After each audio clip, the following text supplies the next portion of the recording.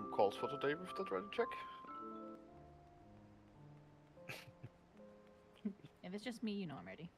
Yeah, but I can't queue in, so someone isn't in Phantom Village. Or not level 40. It's fine, I'm just joking.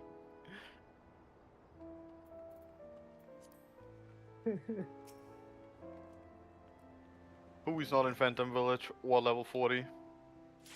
There we go.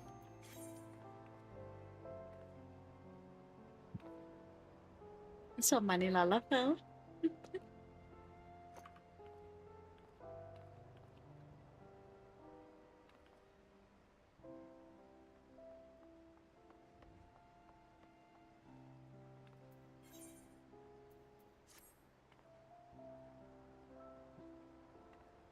Is not setting.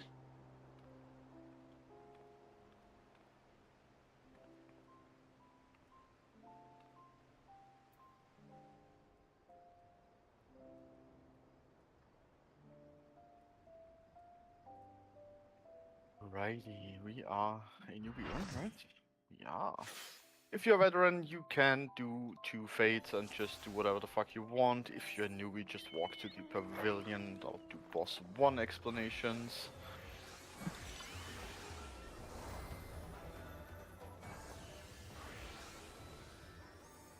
If you don't know where the pavilion is, I hope all of you have started normal, because otherwise it's gonna be a little harder for you. Pavilion is right here. Shut. Oops, wrong button. Wrong button.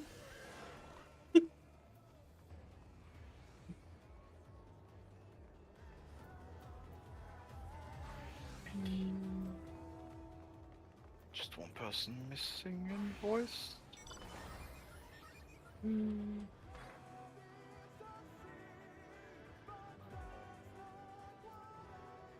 Righty. Let's start with boss 1. Very basic. Letter parties will be on the left head, number parties on the right head. That way we have a nice split. It's not affected by group size, it's just you need to be on that side to be tethered to that boss, so make sure you are. There's some raid wights on tank busters. Night tanks will deal with the tank busters. Raid wights do hurt, so make sure you put up mids and shield when they happen. I'll remind you when it is. The first thing we will see is one of 2 head mechanics. There's only 2 variants. It's either going to be a knockback from the middle and away from the front, or it will be all the way to the front and a donut. So all the way to the front and inside the dragon hitboxes. After this, we see the first loop and cross mechanic.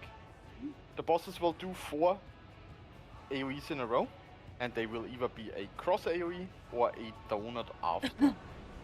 Just like in normal mode you have only seen the donuts. Here they can also be crosses. I will call the whole order for you what it is. If it's a donut, walk into it. If it's a cross, stay away from it. Don't get spooked by any AoEs appearing on you. They don't go off until the other one has, unless the one before has resolved. So even if it if an AoE spawns on you, don't get spooked by it. It's not gonna go off. After this we see the first arcane mechanic. One of the 2 heads will glow. We go away from that head, because both lanes will be unsafe. We go to the head that is not glowing. That one head will also be in front of one of the 2 lanes there. We go to the lane that the head is not in front of, and then we dodge the color portals on the wall that go through the arena diagonally. There will be greens and blues. We dodge whatever the color is that the glowing head is. So if the blue head is glowing, we go to the left. Whichever lane the green head is not on, and we dodge the blue lines. I'll call it out as usual.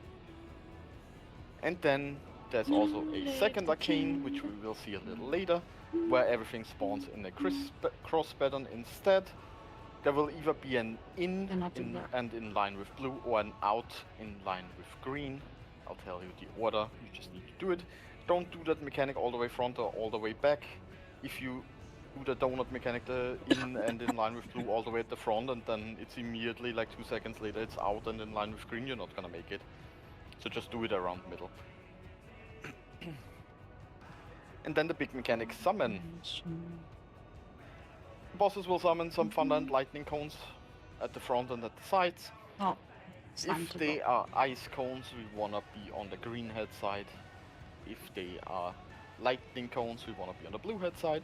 And then some tethers will start appearing. We start away from them. So for this example, there is ice cones. So we wanna at the front. Those are the ones that matter. So we wanna be on the right side, on the green head side. And the tethers start in front, so we start at the number mark at the back, and depending on the tether movement we either go clock or counterclockwise. I'll tell you where we start, I'll tell you the marker order. Do that movement, like the moment the cast finishes it starts, so Malice you can, if the marker is at the back, Malice you can greet until the cast ends, just like shortly before it ends, make sure you make your way to the marker. And then do one continuous movement. No stopping on the markers, no sprinting, no expedients, just normal movement speed and one continuous movement.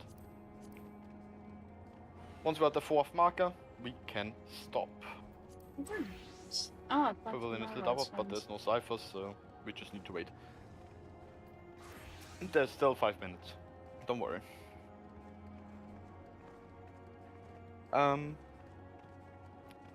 The cross and the loop mechanic happens one more time towards the end of the fight. And this time you will be assigned 2 knockbacks in total as well. Either a green or a blue one, and either left or right. They go off at the same time that the colored head mechanic goes off. So if green does loops both times and blue does crosses both times and you get a green knockback, that means you need to knock back into the loop. And if you have a blue knockback, it means you need to get knocked away from the cross. You can knock back immunities if you want to, but only one of them. It doesn't last long enough for both. You will be knocked twice. It will happen on both green head mechanics or both blue head mechanics. The color doesn't randomly swap, so the first color you will have again second. So if you have green at the start, the second knockback will also be green.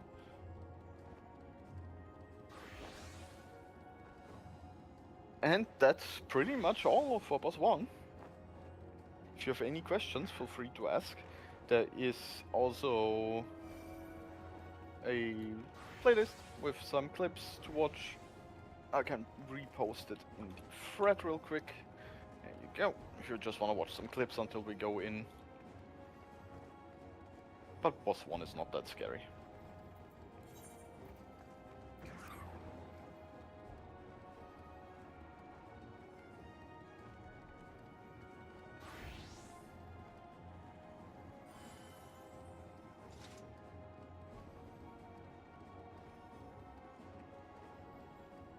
It's not that bad.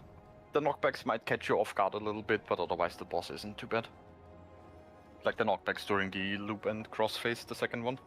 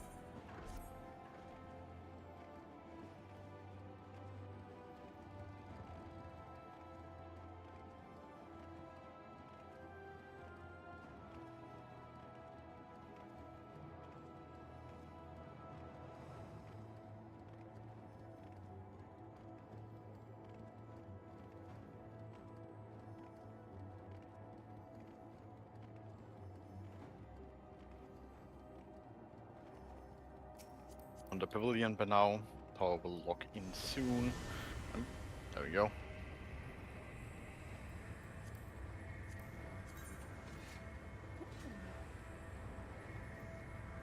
Long clock of legend.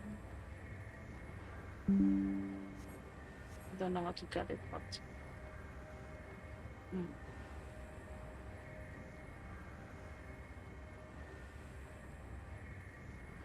I will do this. You are free to watch your cutscene once we're inside. It's the same as normal. Don't jump down. Make sure you stay on the platforms. Letters left, numbers right. We'll check the important jobs once everyone's out. Make sure you're on the correct normal job, correct phantom job.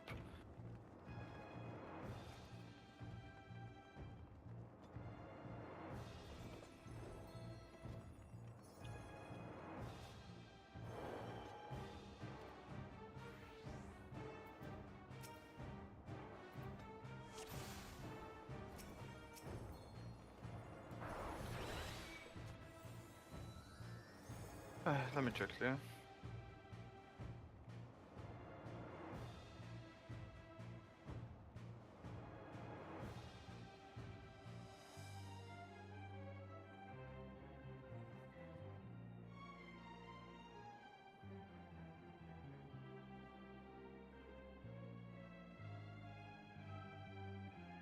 Yeah, but you also signed up as Region Healer.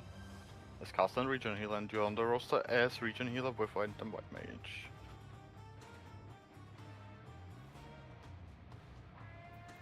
Yeah, you're on Region Healer. Right. Everyone, letters left, numbers right. Leave the middle empty real quick so I can check if we have the important jobs. If I could have both bards, well, OwO or bards go into the middle if you have multiple.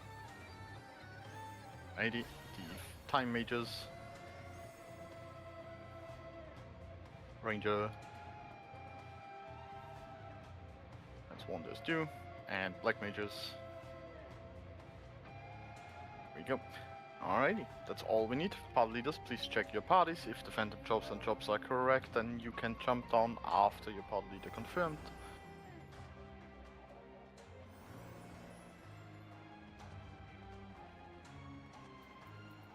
Knights, you can buff at the crystal. Phantom dancers, you can as well. Once you jump up, please don't target the boss. And again, it's letters left head, numbers right head, so letters on blue, numbers on green.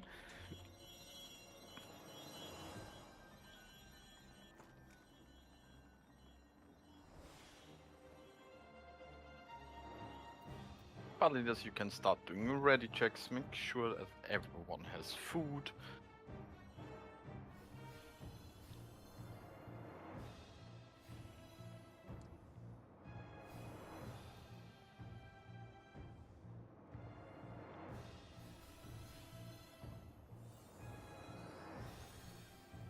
Night tanks can have the stance on, non-knights can have it off. There will be some tank busters, but very rarely, and you can just use your knight stuff to deal with them.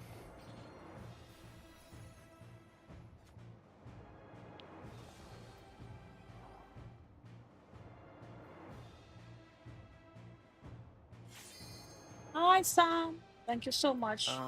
Technically I should have one, tried three, for and the two. first one, but you never And we know because actually it's have still hard. countdowns. It's gonna be challenging, to say the least. First Raider is a little bit in to the fight. We'll do a mechanic first.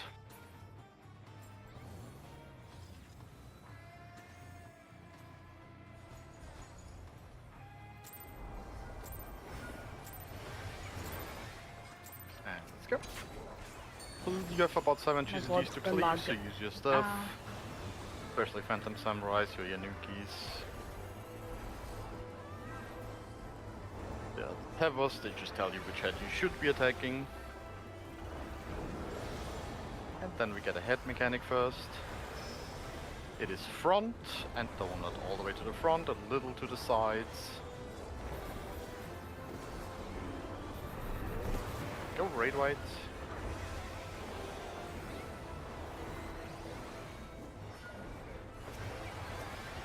Oops, wrong project. And then we have cross, loop, loop, cross. Start on Charlie. The first is a cross, so stay away from it. We will walk into the Bravo one once it goes off. Wait. Go in. We'll go into the Delta one next. Into it. And then away from Charlie. Away from Charlie one. Yep. Tank busters front.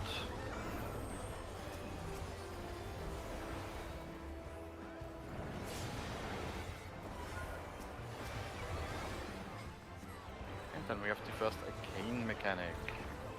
Again, we're gonna knockback and away from front. Knockback away from front. You can knockback immune about now. There's melee spots on the side. And then raid wide and then arcane. For arcane, we're gonna go away from the glowing head. We're gonna go to the lane that doesn't have the other head on it.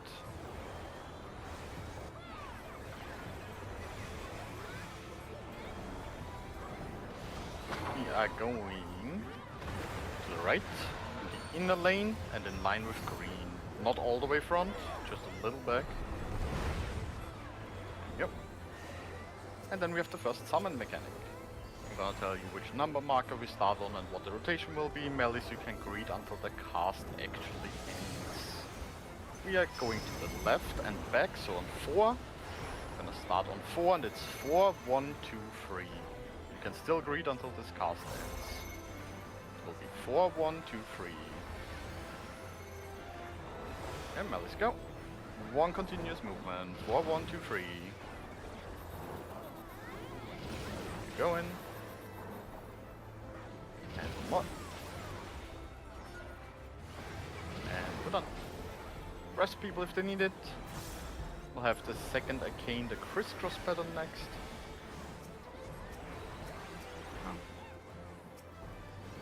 And we are starting out in line with green, out in line with green, out in line with green. After this will be in line with blue. Once it goes off, in line with blue.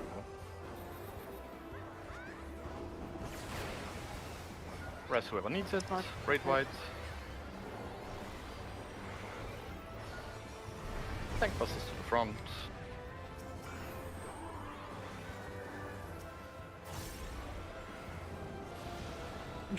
Good. Next up we have the loop and cross again with the knockback I mentioned. You can check what color you have and what direction it will throw you.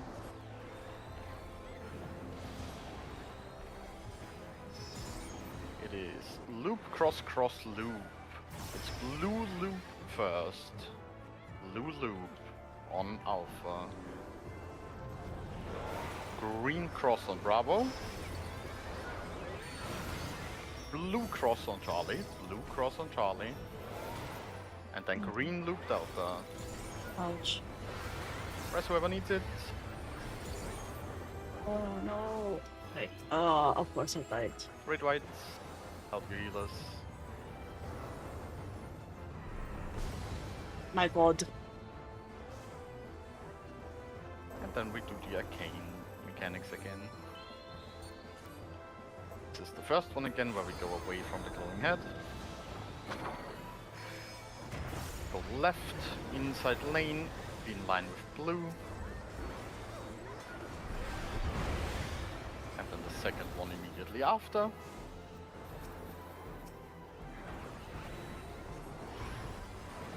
We are starting out in line with green, out in line with green. And then it is in line with blue after. In line with blue.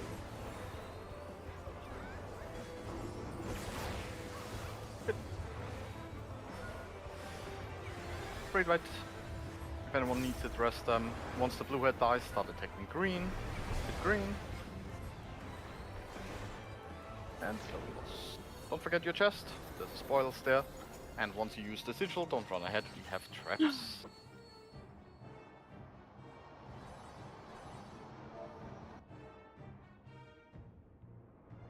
Rangers will get rid of them for us. The first trap can be right behind the red line, so yep, there it was. You can walk up to the crystal. There will be one more small trap left or right. Letters will go to the left, numbers to the right. Wait for the small trap to be found. Seems to be on the right.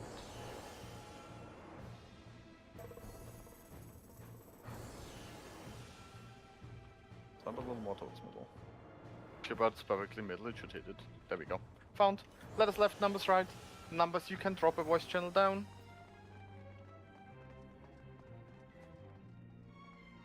When we go through, please do not run through the blue lines. This is not normal mode. These blue lines will kill you. Do not rush the lasers. Do not rush the lasers.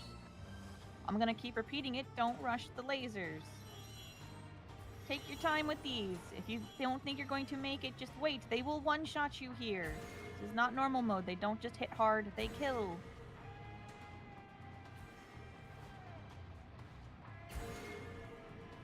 We have 3 mobs ahead of us here. The Tower Barmu needs to be dispelled. That is a priority for our Time Mage, and then you can slow everything. Healers, just keep a shield up on the group for the Tower Barmu. It will explode when it dies. Once the group has crossed over here, we can pull. All tanks should have stands on to help with the aggro. It is dispelled, so we can just kill. And then once these are dead, do not rush ahead. There's a big trap in this section. I need 1 tank to... Oh, well, the aggro has happened. So can we grab these off of Nagura, please? We're gonna keep them here and kill them here for now. Nagura, you can go keep looking for your trap. We're gonna stay back here on the circle. Don't be in the orange.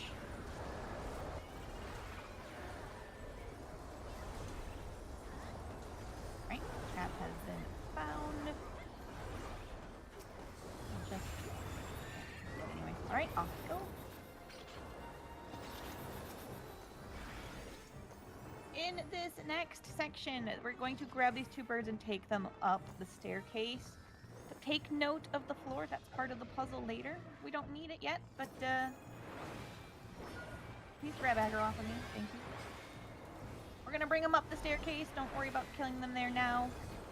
Don't take any side paths. There's small traps on them. We're going to go up this next staircase about halfway and use a ranged attack to pull the mobs down off the top platform. We're gonna kill them all right here in the middle of the stairs. The tower pots do a gaze attack. It will kill you and one-shot you. Please make sure they get toted. Pay attention, though, for the call to look away if needed. Just found the small. Get out of the orange.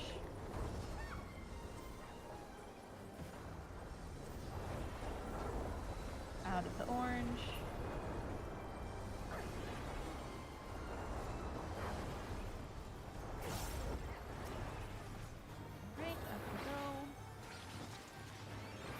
Again, with this next electric floor, take it slow. I don't want to see anybody lose a race stack because they decided to rush. If you don't think you're going to make the wave, just wait for the next one.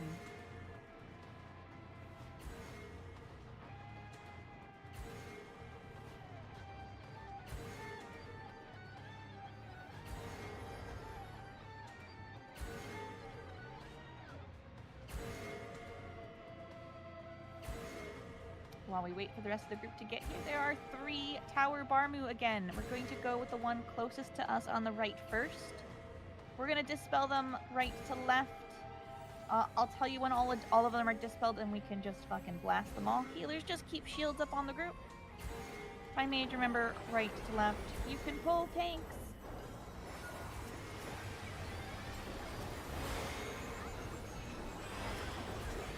And you can just AoE. Burst them down. Healers, just keep shields on the group. Dodge the orange as needed.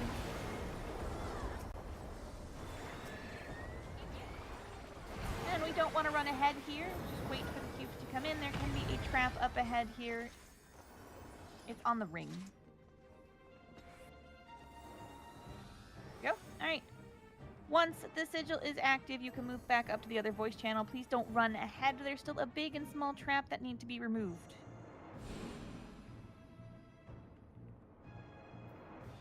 There we go. can place your bird on the outer leg ring. Towards the stairs, yeah. There we go. And now we can walk up.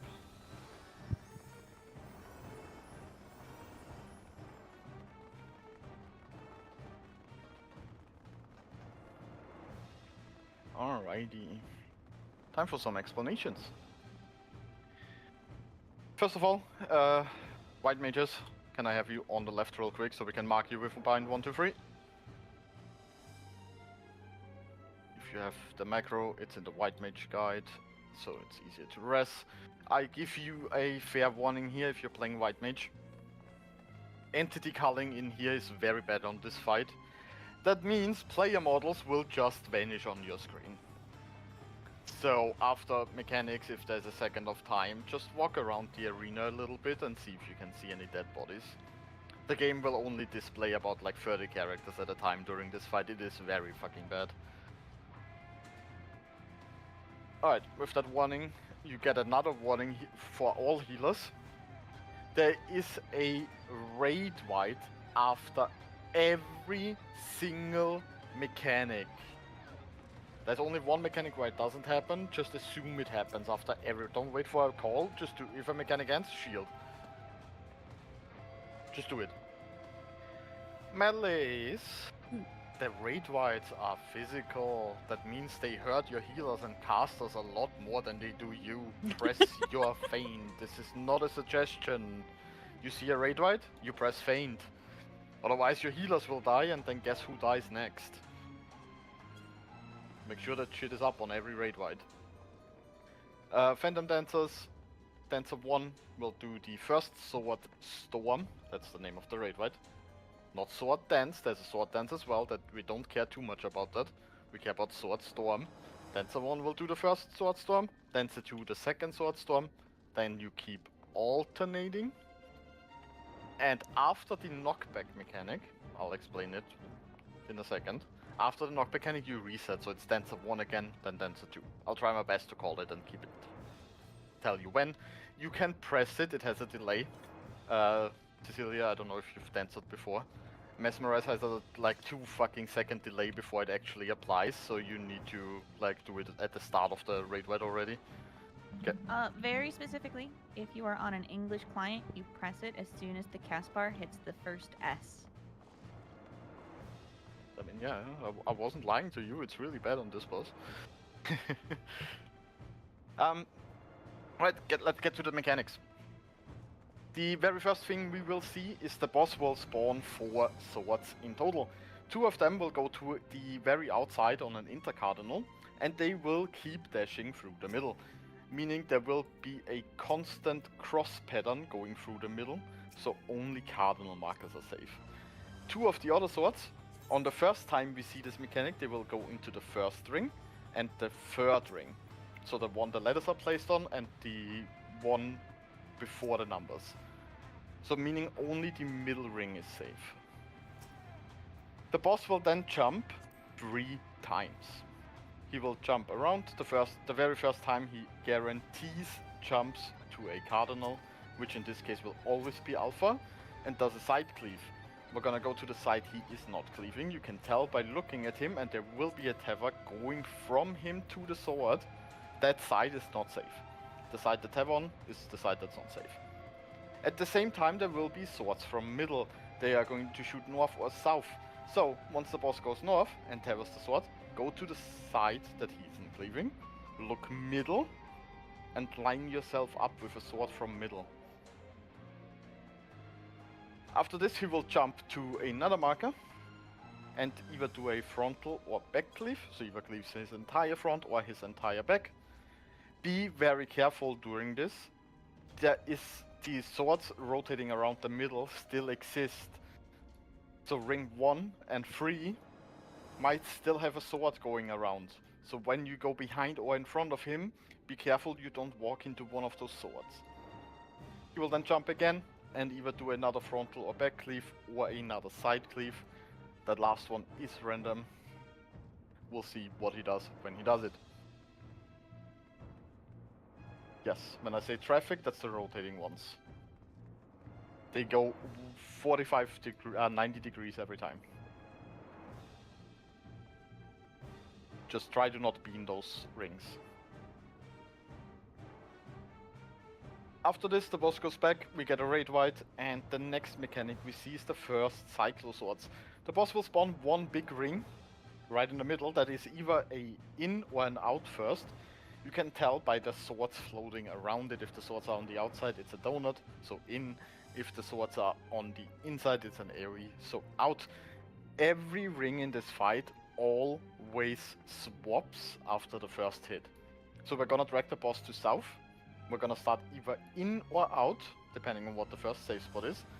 Then you need to look middle, because there will be the swords again.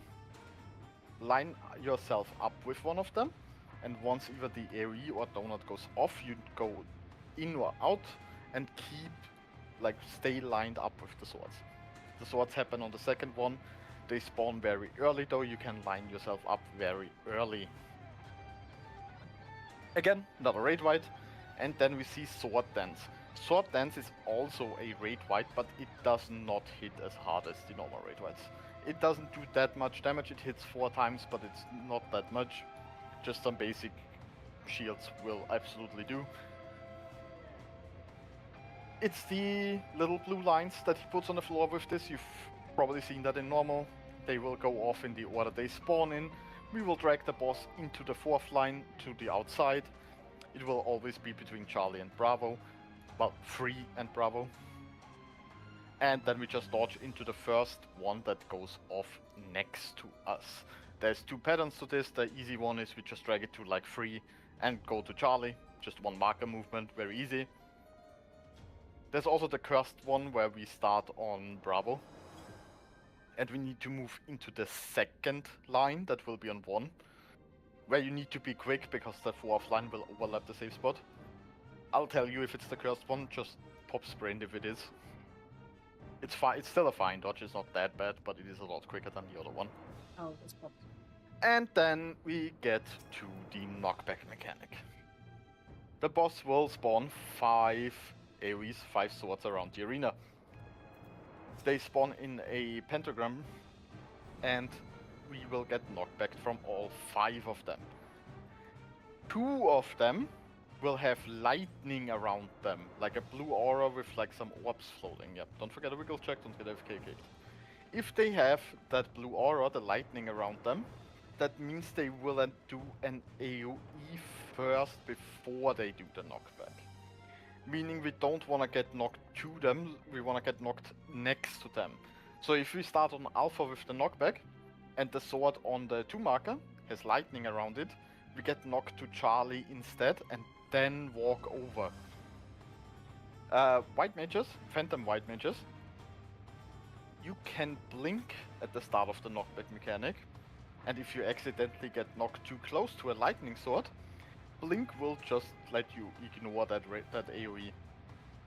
So when the knockback mechanic starts, just press your blink. Very helpful. Keeps you alive, which you can res, so very important. There's 5 knockbacks. No, you don't. It also saves you from the doom stack. There's 5 knockbacks in total, and 2 of them have a lightning sword. On the last knockback, so the 5th one, you can knockback immune, and I highly recommend you do so. There will be swords in the middle again, firing north and south, and it's a lot easier to line yourself up with them if you're knockback immune. You can get knocked in the correct spot, but it's a lot easier to just knockback immune the last one and line yourself up that way. This is the only time after where we won't have a raid white. It's the only mechanic that isn't immediately followed by a raid white. Instead we will get 2nd cycloswords. This time the boss spawns 3 rings at once. 1 is a donut, 2 of them are an AoE. We will start in the donut, and again they all turn into the opposite. So once the first donut goes off, we need to be in the 2nd and 3rd ring that were AoEs, into the overlap of the 2 of them that the other ring doesn't touch. This is a very easy dodge. It sounds a lot more complicated than it is. We just start in the first donut, find there's a triangle. It will always be a triangle, either a little bigger or a little smaller. It varies in size. I'll tell you where exactly it is. You just need to move quickly. They do swap pretty quick, so as long as you move quickly, it's a very easy dodge. We get more sword dances. The sword mechanic from the very start repeats. Just this time, both swords rotating will be in the middle ring. So that ring is very unsafe. But otherwise, he dashes 3 times again. He does the cleaves just like first time. And then the very last mechanic is Cyclo Swords 3. He spawns the 3 rings again, but this time he spawns them in an order and it's random what they are. So it could be 3 donuts, it could be 3 AoEs, 1 donut, 2 AoEs, 2 donuts, 1 AoE. And they go off in the order they spawn in. I will do my best to call it where we need to go, but we don't see that mechanic that often, so all of our hosts are a little inexperienced calling it. Because once you guys get comfy with this fight, we're skipping that mechanic, so we haven't seen it that much. I'll try my best to tell you where to go. If I fuck it up, you might get a ruin stack. Sucks, but it's how it is. That is pretty much all the mechanics. If you have any questions, throw them at me.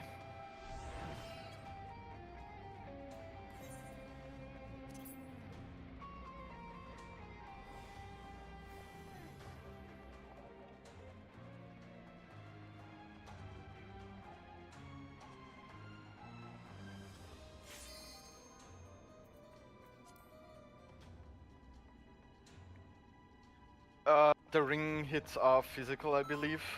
Don't take that as a guarantee, I'm not 100% sure. The AoEs on knockback are magical, so it doesn't work there. The sword hits are magical as well, I'm pretty sure. You can use it on AoEs though. Every AoE is physical, so if you want you can just use it on an AoE on the sword storms.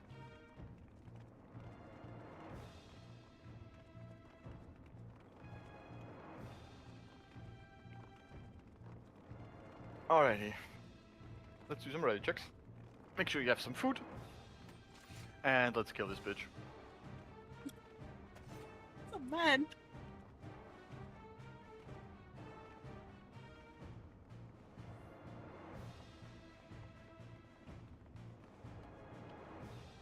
Oh, already. Oh yeah, everyone tank stands off please. I'm main tanking this, we only need 1 tank.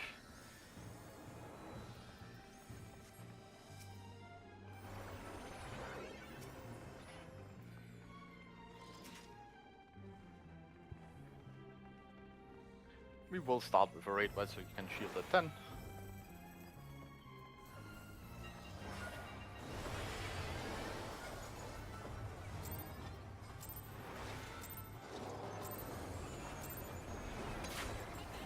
God. Let me see. It will be dance of 1 mid, don't forget your feints, they are very important on this. You can start moving towards north already. Just stay between Alpha and 4 or Alpha and 1, just dodge the lines. And be on the middle ring or all the way middle. Middle ring or all the way middle, don't go anywhere else. I'll start dragging the boss now. Okay. Just gonna jump north soon.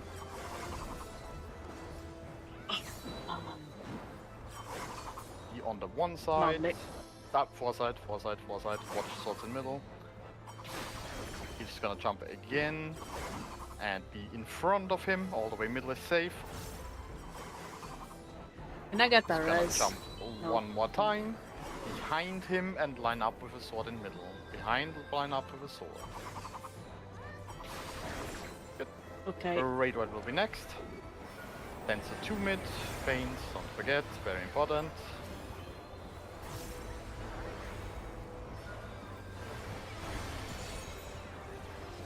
The boss will jump middle soon and start the first Cyclo Swords. I will drag it south as soon as the cast ends, so you cast this range, you can already start going towards south.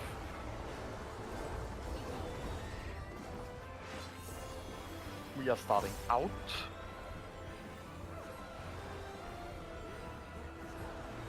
Line yourself up with a sword in the middle. And once it goes off, we go in, stay lined up, go in, stay in line with a sword. Good. Multi-hit raid white, doesn't hit that hard.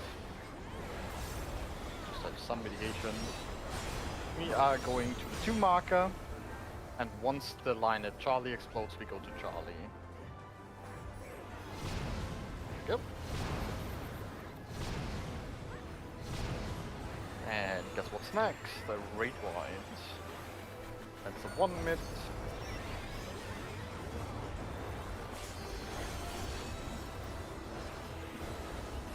Next will be the knockback mechanic. We're gonna see where the boss starts it. We only care about the first 2 jumps, after that always to the furthest. Will become untargetable, he will reappear before the knockers. We're starting Delta 4. We're getting knocked to Bravo first. Getting knocked to Bravo and then going to 2. Get knocked to Bravo. Then to 2 marker. Get knocked towards Delta again. Alpha, go Alpha. Get knocked towards 2, into 3. Oh my god. In Alpha doesn't matter, and then anti-knockback. Line up with a sword. Oh my, okay, yeah, I know that was gonna happen. Rest people. Ah! There's no raid white, so you can freely rest. White mages just run around a bit. Make sure you catch everyone. There's a few people towards the 1 marker. We are starting in the North Ring. And we're going to the very small overlap between Charlie and 3. The small triangle in Charlie 3 is our next safe spot. Once the cast by ends, you can start moving. Go. Into the very small overlap here. There we go. Multi-hit rate white. I am dead. We are going to 2 marker again. And once it goes off to Charlie. Start at 2, and we move to Charlie.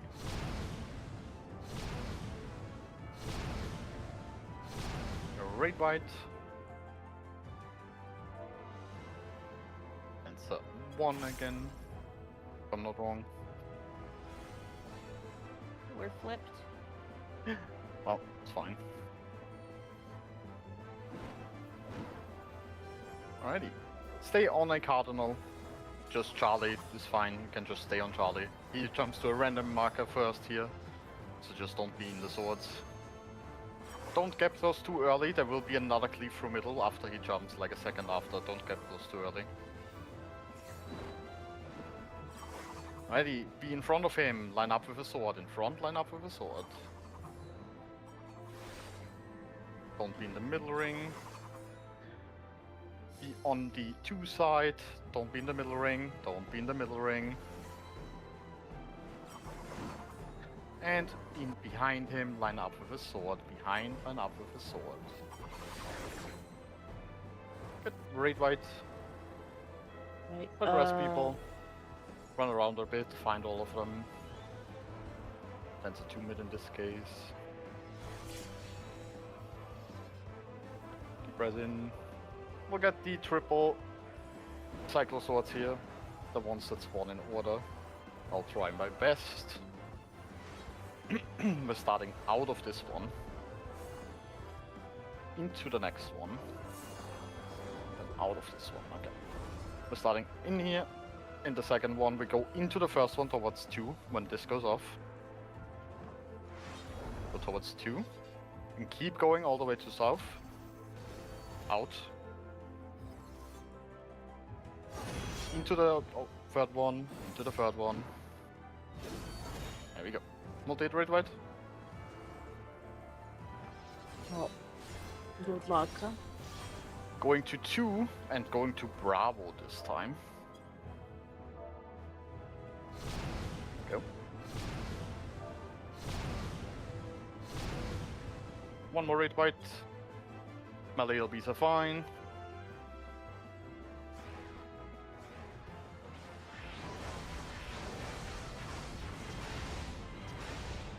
And good job. I think we have try to pick up who you can. There's a few people laying around here still. I know the culling is very fucking bad. We have 1 Burma. Isella is streaming, so you can watch along on Isella's stream. We will go again, so you'll get to do this as well.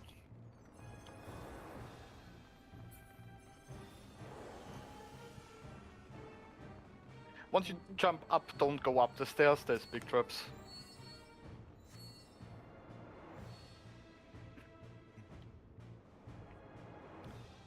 And there's a big trap location that can overlap the stairs, that's why we don't want you to go up there.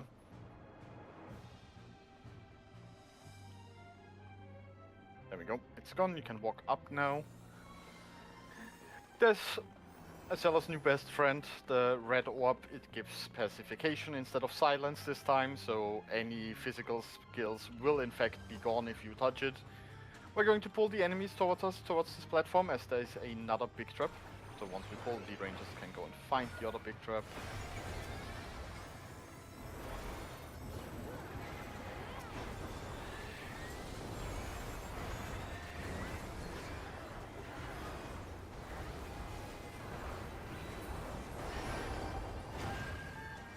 There we go. Ahead of us, you can walk onto the bridge, just don't walk to the next set of enemies.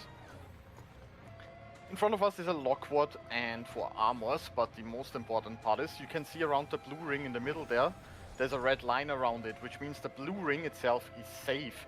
Around that blue ring on the outsides are like 6 or 7 or 8 small traps. There is a shit ton of them. So our rangers will make us a way into the middle, so that if we line up right here...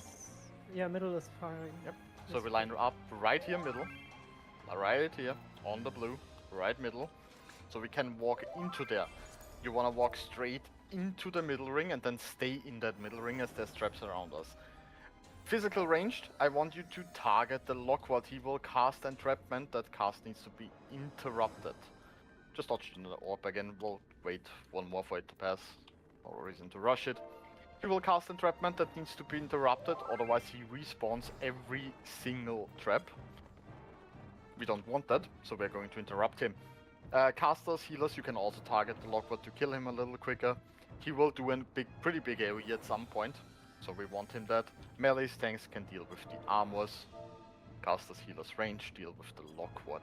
Don't go anywhere but the blue ring once we're in there though, there's a lot of traps around. So, line yourself up with the middle again, no gap goals, no dashes, we're just going to walk into the middle. 3, 2, 1. Don't leave the blue circle. It's interrupted. Casters, healers, range. Make sure you deal with the lockwood. Melees, you can hit it. Just don't go left or right of him. Just stay max melee in front of him. Back into the middle of the ring real quick. Let the rangers check that the path forward is safe.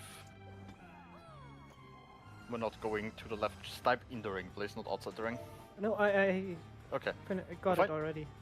We're not going to the bridges on the sides yet. We will show you what they do at some point, not in this run. Or, well, not on this entry at least. Don't touch any sigils yet. We will have a split here. Alpha 1 will go to the left, Charlie 3 to the right, and Bravo 2 to the middle. Up there, once we teleport, on your platforms will be a orb. That orb needs to die on all 3 platforms, and it needs to die at roughly the same time. If one of them dies, the other 2 enrage, and the cast is only about 8 seconds, so we want them to die as close to the others as possible. So once your orb hits 5%, full stop on DPS. Full stop. Nothing anymore until I give the call to kill all of them.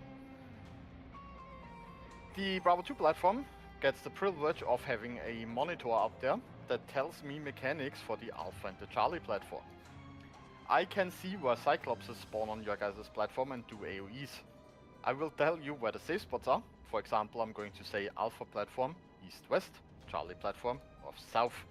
That means orientate yourself that you're as east and west or north and south as possible. You can use the orb in the middle. You can use the side arrows of the orb to figure out where east-west is, and you can use the frontal arrow to figure out where north-south is. Ranged you can go as soon as I tell you the safe spot. Melees you can greet for a bit. There will be a little notification on your screen at some point that says 5 seconds remaining. I will also call out when it appears, because it is a little hard to see. That's when you need to go. Otherwise you can greet. That is only for the Alpha and Charlie platform though. Bravo does not deal with this. After the first time it happened, slimes will spawn on all 3 platforms towards the north. The Alpha and Charlie slimes don't do anything. You just pick them up as a tank, drag them onto the orb, and kill them. They enrage at some point, but you should never see that. And Bravo 2 platform, special for you. Our Phantom Bards. I need you to stop those slimes with Romeo's Ballad. We should have a Bard in Party 2. Because I don't have one in Bravo.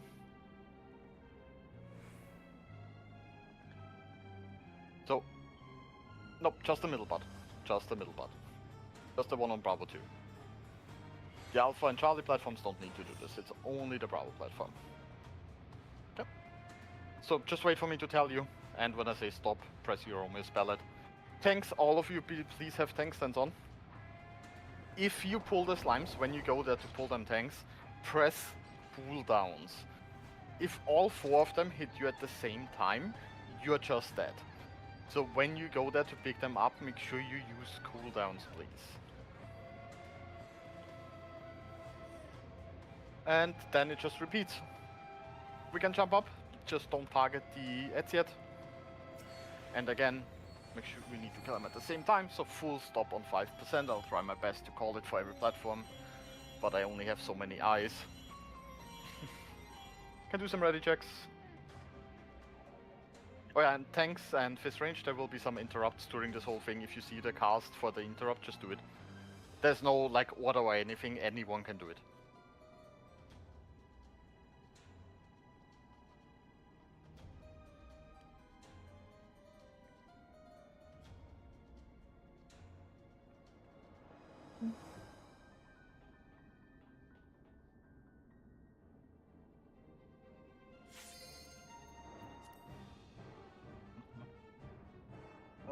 Just waiting for 2. And shorter countdown.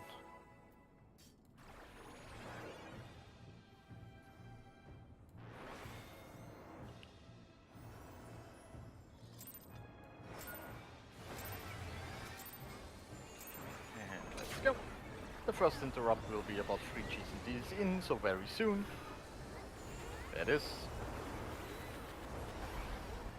And then there's a lot of time to just hit the orb.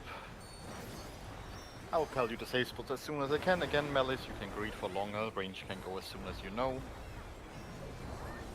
It is Alpha platform east and west, Charlie platform north and south. Alpha east west, Charlie north south. Malice, you can wait for now.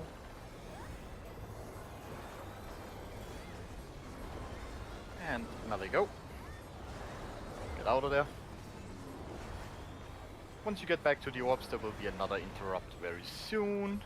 Tanks, you can start repositioning towards north. Interrupt. Slimes will spawn next. Get ready. Make sure you have cooldowns when you pull them. Bard on E2. Stop. Drag them onto the orbs. Make sure you can cleave them down. Make sure they die. Take very long to enrage, but make sure they die. And then keep hitting your orb. From here on out it will just be a repeat. Another interrupt, another Cyclops mechanic stop at 5% on your orbs, don't forget. Bravo 2 is a little ahead. Alpha platform east-west, Charlie platform north-south, interrupt. Bravo 2 platform stop, yes.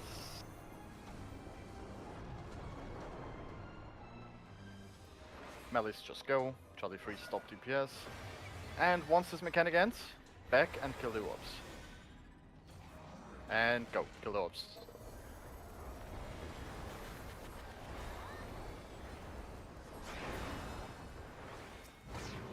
And off we go. There's another chest, and the last chance to buff before boss 3, so make sure Knight and Dancer buffs get put up.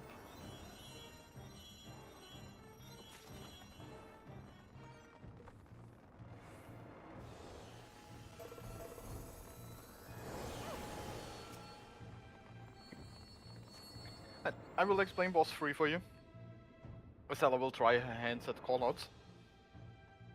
I'm going to correct callouts if need be, but for now I'll just explain the boss first. Welcome to your biggest nightmare in here. But it's made a little easier by us having figured out good strats for this. Alrighty. So, very basic stuff again. I will be main tanking so everyone can turn off the tank stances. And healers, every raid wight hits 5 times. The very first hit hits harder than the remaining ones. The 4 hits after the first one don't really do that much damage, so make sure your mid is on the first hit of it. That's the important one. And then we'll get right into the first mechanic we'll see. And the mechanic we see 3 times throughout this fight, and the most important one. The boss spawns 6 heads around him, 2 of each element. So 2 ice, 2 lightning, 2 fires. You have seen them normal before. Fire heads do big AoEs, lightning heads do cleaves on the intercardinals, and ice heads do big cleaves on the cardinals. He then sends them out in the order of ice, lightning, and fire. What we will do is we will tell you at the start, once they start going out, we'll tell you our safe corner, our home base. You don't go anywhere yet. The only thing you can do is position yourself towards that corner, so 1, 2, 3 or 4. Don't go anywhere yet. We will then figure out all 3 safe spots. For an example, if our safe corner is the 3 marker, that means we play all mechanics around this corner, meaning fire, lightning, and ice will be played around Charlie, 3, and Bravo. Very important to mention is for the ice mechanic. For the very first time we see it, only on the first one of the head mechanics, there will be a lightning head, or any head really, about here, where I'm currently jumping on the right. About here will be a head. The safe spot for ice is on this head, not on the 3 marker, it's on this head here. As I posted an image in the thread to go along with it, you can see the middle of the head itself is safe for ice. And then it's just fire and lightning, which will be... Lightning will be directly on the marker, so either directly on Bravo or Charlie. And fire is on the marker, but all the way out. So if we say fire Charlie, go towards Charlie, but all the way to the wall. That's for the first set of heads. The second and third time the safe spot change a little. We will again tell you the safe corner though. And yes, for thunder you be on the marker. For ice on the head, for thunder on the marker, for fire at the marker but all the way out. Only for the first set of heads. The second and third time the safe spots change a little bit, because the boss isn't doing the mechanic himself, he's doing the expanding lines instead. We will again tell you a safe corner. You can pre-position towards there, and the boss will actually show us the whole order this time. So preemptively we can tell you all 3 markers in the order that we need to be there, and on the second and third set we are actually on the markers for all of them. So Acela will tell you the safe corner. Again, let's use 3 as an example. And then Acela will tell you ice on Bravo. It moves for the second and third set. Ice will be a cardinal marker, east or west. Fire on 4, lightning on 3. Then the boss shows us the actual order, so it might be 3, 4, Bravo. We will tell you. And after each element goes off, so let's say we start on the 3 marker, lightning goes off, move into the boss line. After you're in the boss line, already go to the next marker. So let's say next marker is 4. As soon as you're in the boss line, go towards 4. Once that element goes off, into the boss line, move towards Bravo. Wait until it goes off, into the boss line. If you're far out and away from the line, like if you're really far from the line, wait for the second hit. Don't try to rush the first hit. If you're far away, just wait there and go into the second one. The second and third one also ends with him targeting a random person and doing a full frontal cleave, so after you have done the last dodge, you need to go behind the boss.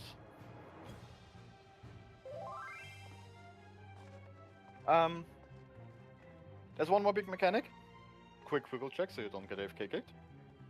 And that is fertile ground that will happen after second head. You will get assigned a blue or pink debuff. The boss will then spawn 8 heads around the arena that will shoot whole arena cleaves left and right through the middle from wherever they are. One side blue, one side pink. You need to get hit by the opposite color of what you have. When you get hit by the opposite color, it swaps your debuff. So if you have blue, you need to get hit by pink. So your next debuff is pink, so the next hit you need to get hit blue. You swap color every hit 8 times. But because that would be too easy, the boss will do elemental mechanics on head number 3, 5 and 7. We will tell you where the heads start, where they go, because they spawn in sets of 4. So they will spawn 4 heads on cardinal, 4 heads on intercardinal. For example, we're gonna tell you, first head is on alpha, second head moves to bravo, so it is alpha clockwise.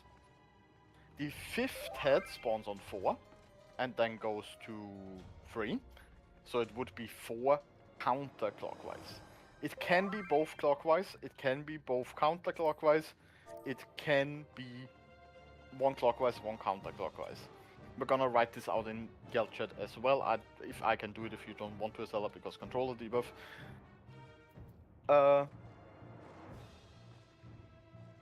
Yep, that was quicker than you. We'll tell you where they start and where they go.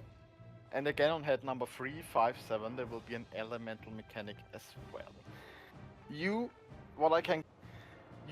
When you're lined up with your current head, so let's say Alpha, you're lined up with Alpha, and we know the next head is on Bravo. You wanna already look at Bravo and figure out what side you need to be on. You wanna do this every time, because the elemental mechanics are quick.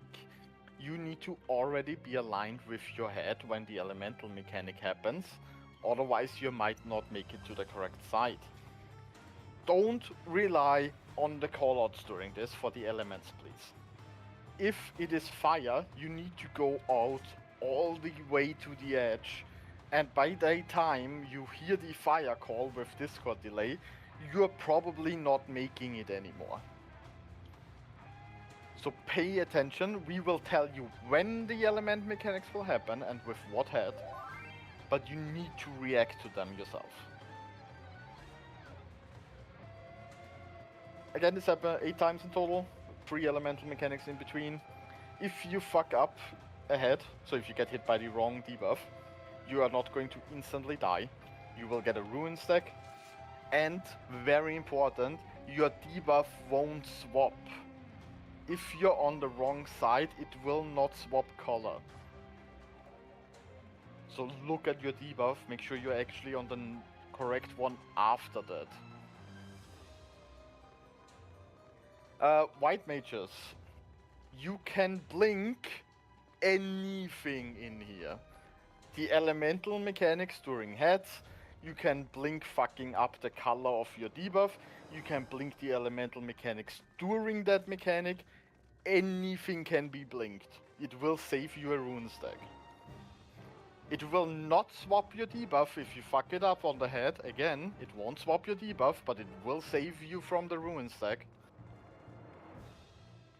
Or during the other head mechanics, if you fuck up the lightning, fire or ice save spot, blink will in fact just save you as long as you only get hit by one thing. It is a really good lifesaver. And tanks that are knight, the same goes for pledge. If you're a newbie tank, just use it on yourself, but if you're an experienced tank, you can just throw it on your healers as well. If you wanna make a macro for it to throw it on your healer, it's Phantom Actions 4. AC Phantom Action 4 if you wanna throw it on a healer, if you wanna just have it as a macro. It actually saves them from 2 hits. Very great. Can potentially save the life of your healer and then they can res. Pretty good. And there's one more small thing. Wiggle check, don't get FK kicked. One more small thing to mention. After the first head and after Fertile Ground, we need to stack south, because the boss will do the expanding line AoE with heads in the middle, like the swords are in the middle on boss 2. This time it's heads. They work the same, they shoot wherever they are looking. So we stack south, we bait the boss. Once he turns and starts casting, we move to the sides of the boss behind the head. And once his line goes off, you move into the line. He will then target a random person again for the frontal cleave. The heads will move. We go behind the boss, behind head. That's the small mechanic we'll see in between twice. Any questions? Yell chat and shout chat, please. Not every PL is comfortable answering everything yet. Just yell and shout chat them.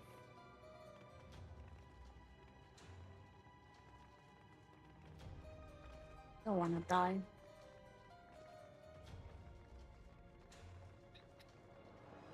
You're also silent today. Are my explanations that great, or do you just not know what to ask?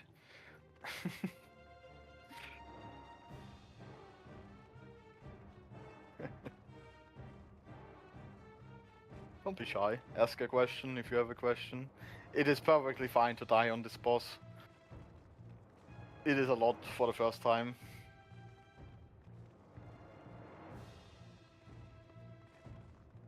Try your best, obviously. We swapped strats on this boss like halfway through the second day to do the new strat for the 6 heads, which works a lot better, I promise you. You will most likely just live. The only thing I can give you on the way is during the head mechanics, besides the debuff one, like the actual head mechanics with the elements, fuck your uptime. No casting, no melee uptime, fuck it. Just do the mechanic. Don't be, the elements happen quicker than you think. It is fine, just drop your GCD. They are quicker than you think. Don't finish your cast, don't try to get another melee GCD, just do the mechanic. If we enrage, whatever, we kill it next entry. Just learn the mechanics.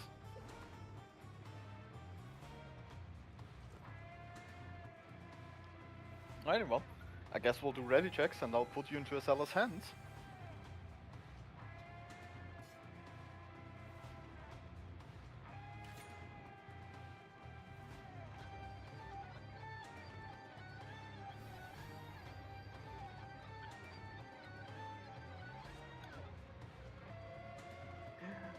Talk to us.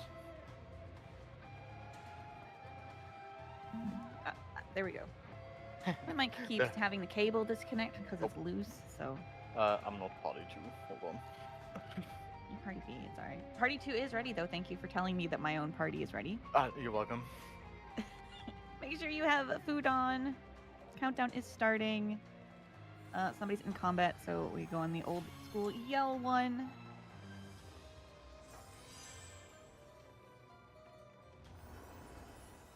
We do start with a multi-hit raid wide, but it is a bit late, so shield towards the end of the countdown.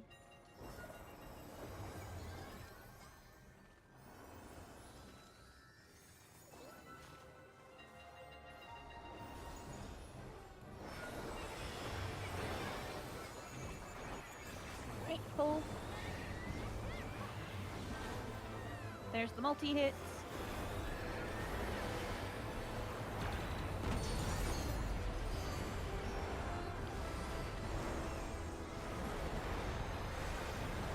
And the first head mechanic.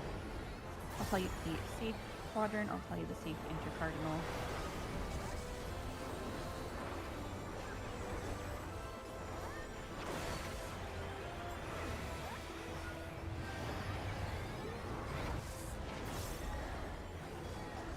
Safe is the 4 quadrant. Thundered on Charlie. Fire all the way out behind the Charlie head, behind the Charlie head.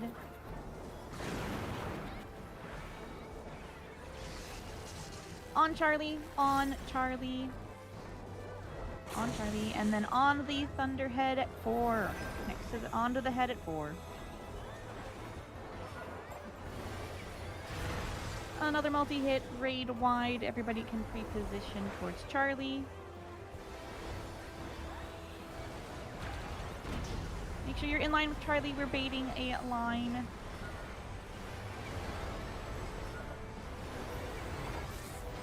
Once it starts casting, go to the boss's sides and behind ahead. To his sides, behind ahead, and into the line. Into the line. Once more, behind the boss, behind ahead.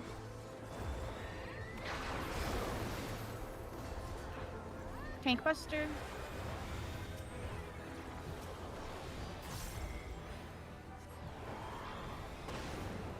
And we're going into the second head mechanic. I'll tell you again, the safe quadrant.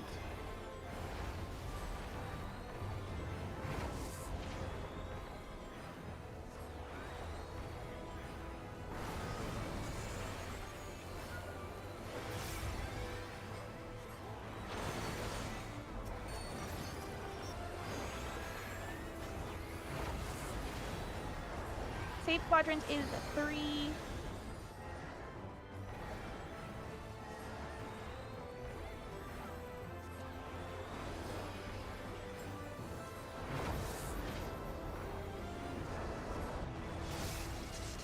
It is 4, Bravo, and 3. Everybody start on 4. Everybody start on 4. Into the line. Then Bravo. Into the line, and then 3. And then into the line again, and behind the boss. Behind the boss.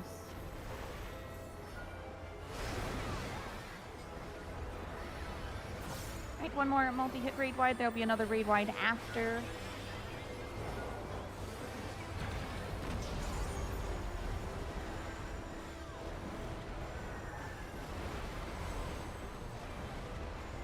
This is going to give you your debuffs. Already check it ahead of time.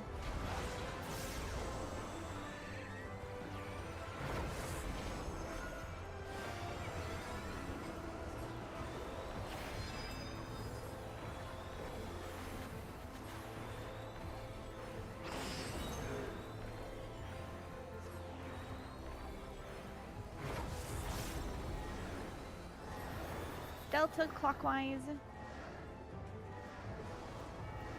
4 clockwise. Delta is first. Pre-position for Delta. You can also pre-position for Alpha. Alpha's next. And Bravo. Everybody out. Out. Charlie after. And then 4. Go Inter, or no, go Cardinal, go Cardinal, Cardinal, Cardinal. And then 1. Mechanic. 2. Oh god, 2 and Inter, Corner. 2 and Inter, corners. And then 3.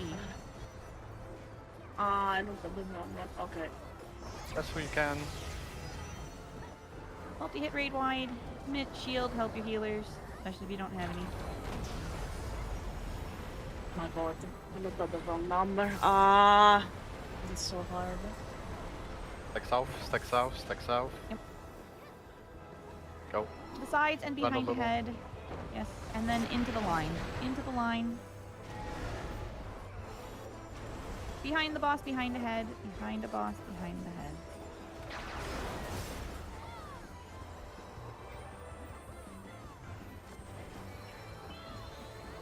Tank Buster, then we're going to have the second Death Shroud again.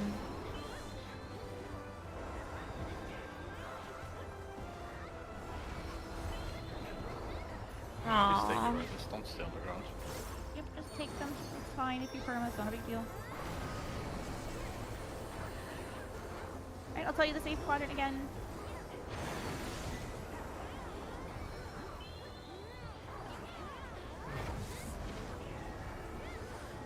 Safe quadrant is 1.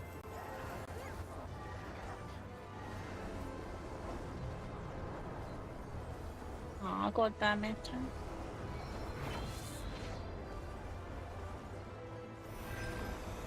It's Delta 1, 2. Delta 1, 2. Delta 1 and 2. Into the line. On 1. Into the line. And then 2. Into the line. And then behind the boss. Behind the boss.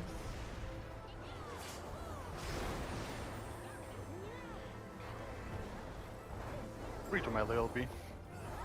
And multi-hit raid wide again. Help your healers. Shield. Use whatever you have. Keep yourself alive.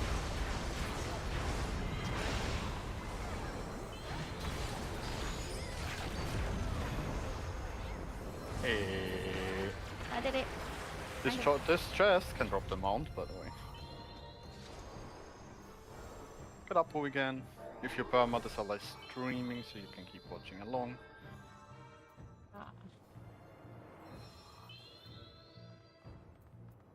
You can walk ahead.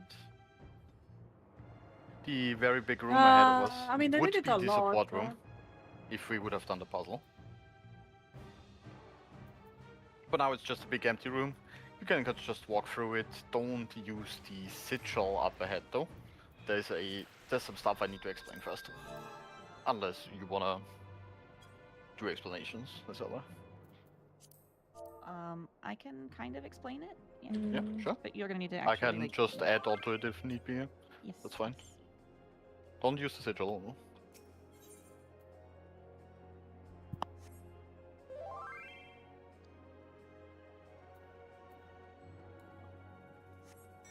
Everybody, almost. Alright, her raid is really hard. Stragglers to get up here.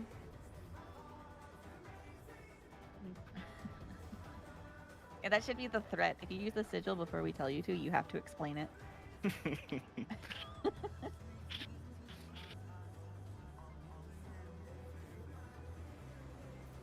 Alright, so if you look down at the arena in front of us, you're going to see there's a little orb thing in the middle and what looks like a clock, because it is a clock.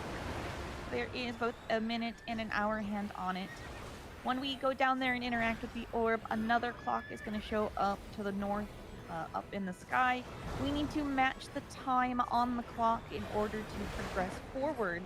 We're only going to have 3 minutes to do this, and the way it is done is there will be mobs that are spawned. They spawn around the outside ring, and each one of them, when killed, increments the clock on the floor according to what size they are. For now, you don't really care about the specifics of that other than the fact that you only kill the ones that have been brought to us. We can't just YOLO and kill them all. It will always overshoot the time we are looking for, and if we overshoot or undershoot, we will get kicked out. Failing this will just ruin your tower run. You are done. You're just thrown out. No more tower for you. Don't risk it. To that extent, look at your hotbar and find anything that's a big AoE on it and don't use it. No Asais, no Romeo's ballads, no dancer dances. Honestly, I joke about you should just single... Numas, Dragoons, Earthly Dark Stars, Numas. Knights. I joke that you should be using your basic single 1, 2, 3 rotation and overcap as if you're a sprout that doesn't know you've unlocked any of your other skills. Because they will die without you doing anything else. Healers, just throw your single target healing at your healers or your tanks as they pick up these adds as they're brought into middle. Tanks, Luca's gonna pull the stuff for us so we know, or somebody's pulling the ones for us in the middle. You just take them off. You can just grab them with easy aggro. No need to use provoke. They're not using much aggro in general. You can just use your actual GCDs for this. Again, no big stuff. If all of those mobs come in middle, it is incredibly hard to know which ones we need to kill. And people just start dying due to autos. We don't want to have that happen. There's also going to be a Lockward ad that spawns and needs to just be tanked. It's going to do raid wides every so often. I call it the Asais baiter. Its entire purpose basically is to trick white mage into using Asais. You cannot convince me anything else. You just want to keep your group with some basic shielding up in between the raid wides, and you'll be fine. Have I missed anything important? That needs to be done up here? The only thing is, once we go over there and go to the middle, face your camera top down. Please keep it that way. My tank stance will be off, so you don't have to provoke the ads off me. Just hit them and you will get aggro. I promise you, my tank stance is off. It's not that hard to get aggro off me. Just don't provoke and accidentally provoke an outsider. Just hit them. I'll leave them there for a second so you guys can grab aggro, and then I'll keep pulling. And small AoEs around the target are fine.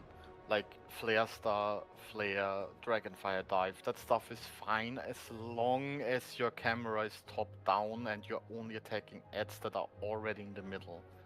It's just the big stuff, like DSIs, stances, the Red Mage melee combo finisher is also off limits. Dark Knights don't summon your clone. Anything that's a big line or circle AoE. Like, really big. I'm telling you, just 1, 2, 3. Yeah. The rest of your buttons don't exist. Just 1, 2, 3. Have you mentioned Lockwood? I did. Okay. I can do it again if you need. That would be nice of you. You can jump over then. Don't click the orb in the middle. You can jump over, you can walk into the middle, just don't click the orb. And again, healers, please be careful, don't let your party die. Melees, tanks, casters, you can from time to time just target the Lockwood, check if there's a reprisal Edel Feint on it. Phantom Dances, you can do the same with Mesmerize. If you don't see it, just put one up. Help your healers a little bit with the AoE spam. Alrighty, everyone into the middle.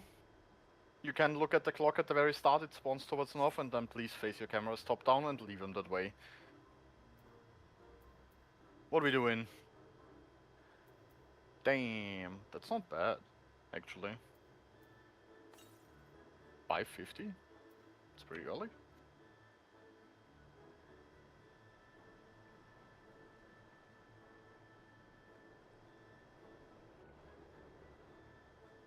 Can grab those off me.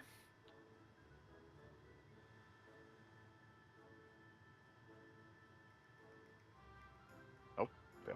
Lockwood is here, it's gonna start AoE spamming soon. Probably gonna be bad, but Healing, keep an eye on Yep. the tanks. expected. Those are all.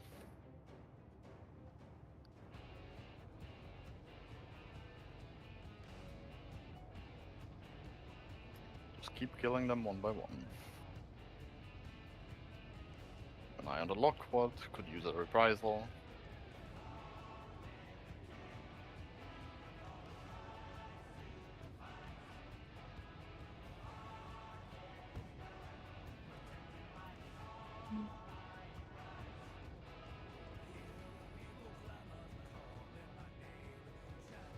Can some Edel, some Feint on the Lockwood, if you have it.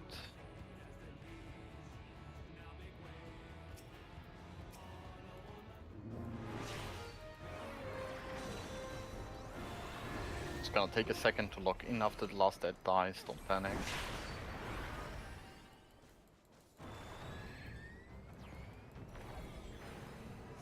Okay. Oh, it's 55.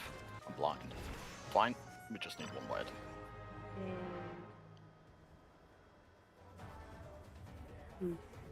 Apparently I'm failing the Gen Z check today.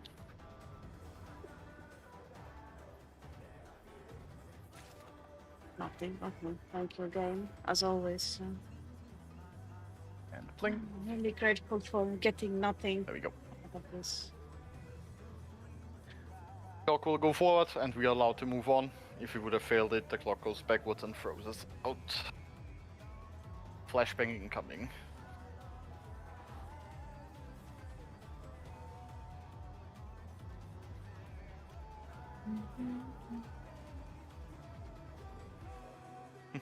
Interesting. Okay.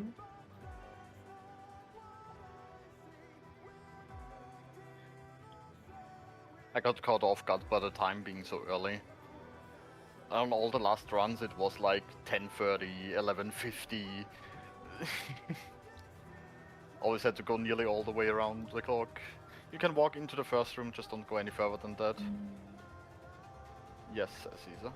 Everything I pull into middle is always safe. There will be traps in the... We got the stairs right, we don't have a fee, so we're not gonna open the rooms. There's 2 smalls in the first room. There we go. We'll go left and then 2 more small traps. Oh, chest.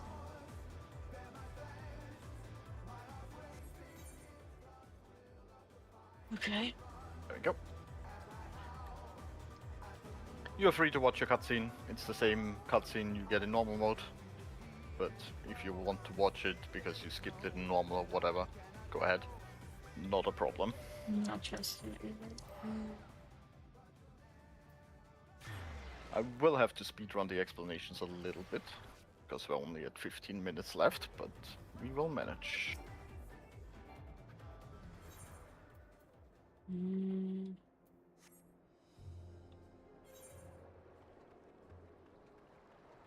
Alrighty, I'm just gonna start because we don't have that much time. The basics first, everything in here hurts. Every tank can have tank stance on. Healers, every time you see dual cast on the boss, that means a flare will happen next. Every flare hits twice, they hit decently hard, not that hard, but decently hard. If your party is out on a shield healer, then you will most likely just die during this fight. That is unfortunate, but nothing we can do about it. The first mechanic we will see is the boss storing a knockback and then doing all 4 weapons in order. You have seen all 4 in normal mode. You might not remember all 4, but you have seen all 4. I will tell you which weapon and where we need to be. I'll tell you all in order as well. If it's the harp, it's out, bow is in, sword is on numbers, and bell is on letters. I'll tell you the order. The knockback he stores at the start of this goes off before the first weapon. You can knockback immune it. It is the same distance as the knockback in normal mode. I highly recommend you knockback immune it though, so you can just stand on the very first safe spot and just chill there. You can knockback immune as soon as you see the knockback appear. There's about 3 seconds before it goes off, so you have 3 seconds to press your button. We will do all 4 weapons, and then we get another raid wight, and then All-Knowing Flames. All-Knowing Flames will assign the highest aggro tank per platform, a tank buster, and 3 random people and AoE. If you get the tank buster, my dear tanks, you can deal with all 4 of them, no matter what tank you are. You kitchen sink the first one, invuln the second one, kitchen sink the third and the fourth one. I'll mention it again during the poll. But that works for every tank. If you get an AoE, you cannot greet. The tank buster will be in front of the platforms. We're all going to be on the ladder platforms there. Tank buster goes to the very front, AoE spread behind. If you are melee and you get to AoE, tough luck. No uptime for you. If you greet this, you might accidentally fuck other people that are in the safe spot, so don't. Just spread on the platforms, lose your uptime. I don't give a shit. If you get nothing, you just go to any of the number markers, you are safe there.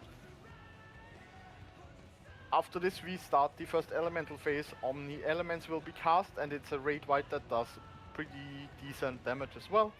So make sure you have basic mitigation, you don't need much shields, and your 30 second on shield healer is enough to live. It's not comfortable, but it's enough.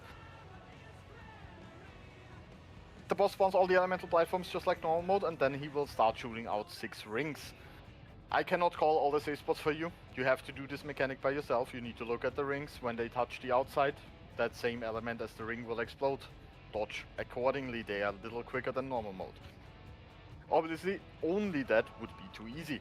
So what the boss will also do is he will assign you rings around you. They don't have a cast, they don't have a debuff to them, they just appear on you. It's very easy to spot that you have them, because above your head will be a timer that ticks down. If you get a fire and a lightning ring around you, for example, you need to end the mechanic on ice. Clear them. Okay, you want to end. When the timer runs out, you need to be on the element that you yourself don't have. There's 3 different timings for this. You will only get it once, but there's 3 different timings I'll mention when you need to check. They will go off either with a weapon mechanic or with a predict mechanic. The predict mechanic being the donut or the 2 AoEs. A tip I can give you is back of platform is always safe unless the donut is there. If the donut is there, then you need to be in the donut. Otherwise, the very back of a platform is always safe for the predict mechanic. Weapon can only be in or out. I'm going to tell you which of the 2 ones it is, so you'll be close to the boss or far from the boss. Do your rings first, they matter more. Do those first, find your platform, and then deal with whatever mechanic is happening on that platform. After this, we have 6 more rings, more player rings, and then elemental chemistry. And this is important. You will get, well, on the platform, on all 6 platforms, a blue puddle appears at the front. The elements from the back start going to the front. You also get a debuff with 3 stacks. Taking an element increases that debuff by 1 stack. You need to soak 3 elements in total. You cannot soak the same element multiple times because it also gives you a resistance down. So, we're going to go back home to our ladder markers. We're gonna start there. If they start on numbers, we just move over. If they start on letters, we wait there. After you soak the element, you go clockwise to the next one, soak the element, go clockwise to the next one. At that point, you have soaked 3 elements. Enrich is at 824, but you're not gonna see it. Then the elemental chemistry cast will end. And this cast hits for 800,000 damage. Yes, you heard me correctly. That's a lot. I've already made a mitigation sheet. I will give you that for the next run. I'm not bothered enough right now with the time limit we have. I also have macros for you that you can use for your own reminders.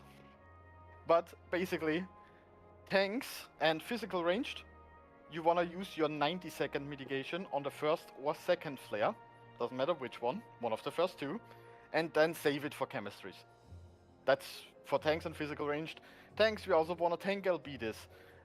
Dancer 1, you're gonna do first flare and both chemistries. Dancer 2, so Cecilia, if I think, you're Dancer 2. You do the second flare and third and fourth flare. Oh, you are 1, okay. Then Cecilia, you will do flare 1 and first and second chemistry. First flare and both chemistries. Don't forget about the delay, so make sure you can. I'm pretty sure you can just apply it once you soak the last puddle. Correct me, Azella, if I'm wrong. What now? What? Repeat that? Chemistry. Then mesmerize. After the last soak. I go by like the history part of the cast name. I wasn't even like paying attention to what I was doing. Okay. The history part of chemistry. Yeah. There you go. And then tanks, you will also tank LB this, and every remaining mitigation your party has goes onto this. If you don't have a shield healer, this will kill you. I can't do anything for your party. We can try to rest the people that still have rest decks after, but I sadly can't do anything for you this run. This also goes for rangers. My dear rangers, you can use your unicorn on the first flare, and then it will be up for both chemistries as well. I'm not gonna explain more. If we see more, I'll explain it during the fight. Otherwise, we're just gonna go over to ready checks and pull. You can walk around the edges, don't fall off, don't target the boss, don't hit the hitbox, just walk on the outsides. Don't fall off though. Alpha 1 left, Charlie 3 top right, Bravo 2 stays. Alpha 1 top left, Charlie 3 top right. Do some ready checks. Make sure you have like 5-6 minutes of food. I'll explain the whole boss on the next entry, when we have a little more time.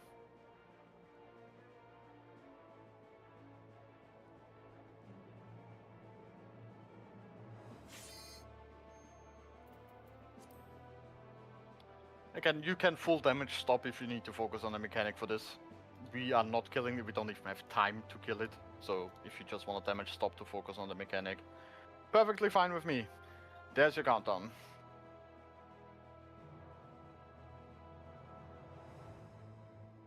If you pre-shield, do it at 5 seconds, otherwise it's too early.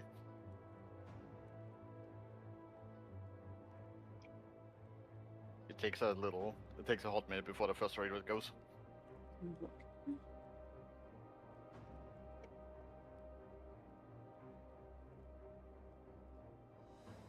It works. 1, and let's go. Don't mitigate on the dual cast, mitigate on the actual flare cast. We'll just have tank 1 mitigations on the first flare.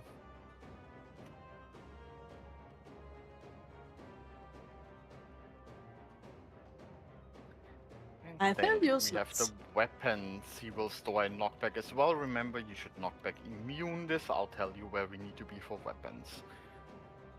Don't rush after the knockback goes off. It takes a second for the first weapon after. We are on in first. In numbers. In numbers. In numbers, out letters. Knockback immune. In first. Wait on numbers. Wait on numbers. Wait on numbers. Out. And then letters. Out, then letters. And letters. Raise when you can. We'll have another dual cast with Flare. Last chance for tanks and fist range to use your mitigation.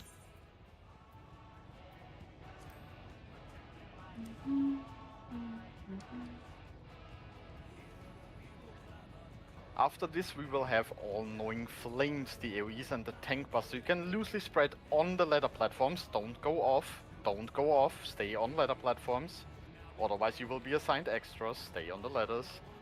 If you get the tank buster, kitchen sink it. If you have nothing, just go to a number. Good. Rest people if you can. Next will be the Omni Element casts. This is still a raid wide. Make sure you have shields and at least the 30-second from the healers. You're gonna have to do these rings yourself, so pay attention to the rings. Don't be on whatever they explode.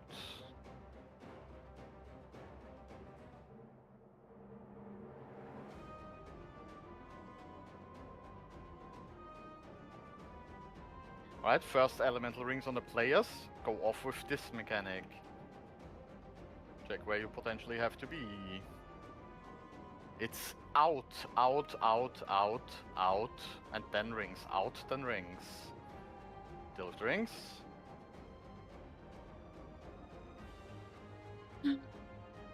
I want to be in And that too. last set, it's in and rings are around you. In, and if you have the rings, check where you need to be. Back home, go to your ladder markers. It will be the chemistry mechanic. Wait for the end of cast with mitigations.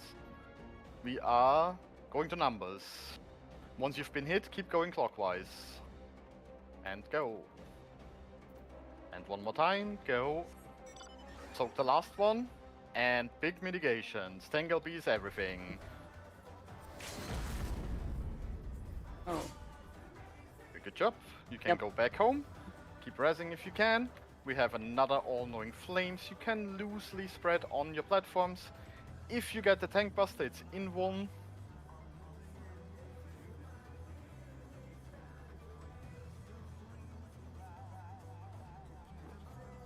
Good job. We have Ed phase next. Go to your number markers and kill the bombs there first. To your number markers, kill the bombs there first. I will tell you which direction we go after. Kill the bombs first. We go clockwise after, so keep going clockwise. Looking out to the right. Once it dies. Clockwise. Move into where the Exo Flare started and stay on that wall. Once the second bomb does, pick the bird, face it to an outside. Face the bird out. It will do a conal AoE. Once it's there, you can go. We start on the outside platforms and then go in once it explodes. Outside, go in once it explodes. Go in. Keep killing the birds. We will start on numbers, then out. Then in, then letters. Numbers, out, in, letters. Numbers first. Out. Then in on letters. Very in. All the way to the boss. In on letters. Good job. And a dual cast through Flare. Again, this is only on your healers, no tank, no fizz range mitigation. Only Reprisal Idle Feint is fine, no 90s.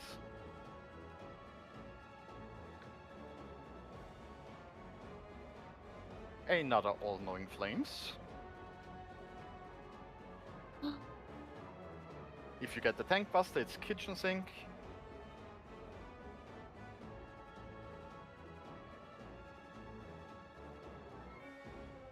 And then we have another Omni Elements. Again, don't forget the Raid White, no tank or fizz range mitigation on your healers. And this time we have Towers and Rings. I'll tell you the first safe spot, and from there we just go counterclockwise. It's that easy. Lightning is not safe, Ice not safe. Be on fire, and then go right looking in. After every explosion, right looking in. That's all it is. And out we go.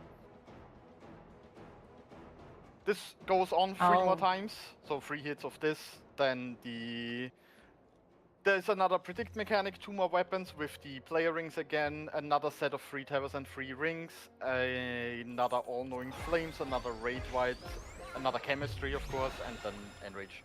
We're gonna re-level in here real quick. We have a few 39s, I think, unless everyone's 40. Don't think so. So just one, just go middle, spawn the guard or the hound sea. Yep, it's fine. We'll re-level everyone. But not that much in a hurry. And I haven't tested gold farming enough yet to do that, so we're just going to do it with a C.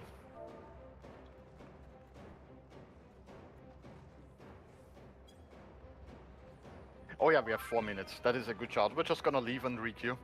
Just leave. That is a good shout actually. Did not pay attention to the instance timer. I'll just re-queue us in a normal instance and we can spawn a CE in there.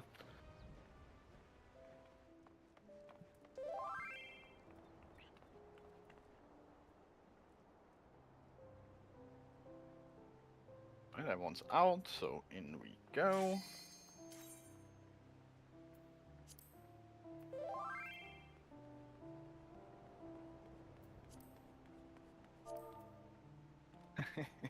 Someone was quicker. Just go to the middle, spawn any of the 2 Cs. They're both very quick to kill, so... and both very easy to spawn.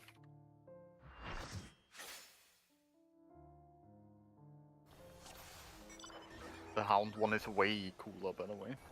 The cool people spawn the Hound by killing the Hounds. They spawn the Spider. Never did the Hound. Well, even more reason to spawn it then. Nagura hasn't done that one. Kill the Hound. I even haven't done the Vormora one. Yeah, well, you're not missing out. You don't wanna do the And I was able to to spawn that you can other use one a there? Phantom Chop that needs XP. That is perfectly fine. I tried to spawn the Poison Dragon one permanently, and it does not give me the field node. I have already killed it like 7 times. Or 8 times or more. It hates me. I have never seen this sea. It's weak to ice, by the way, for anyone that cares. I know it gives nothing, it's just completion, you know?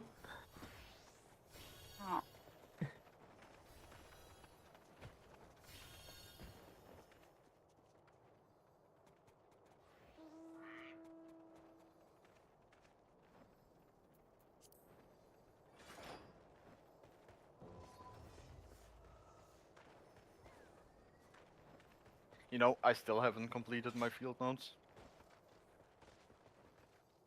Same. I'm missing 3 of them.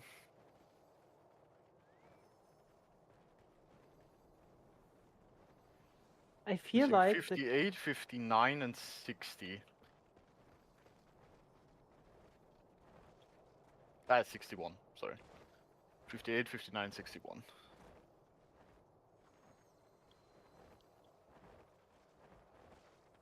No. If they were tower, I would have them.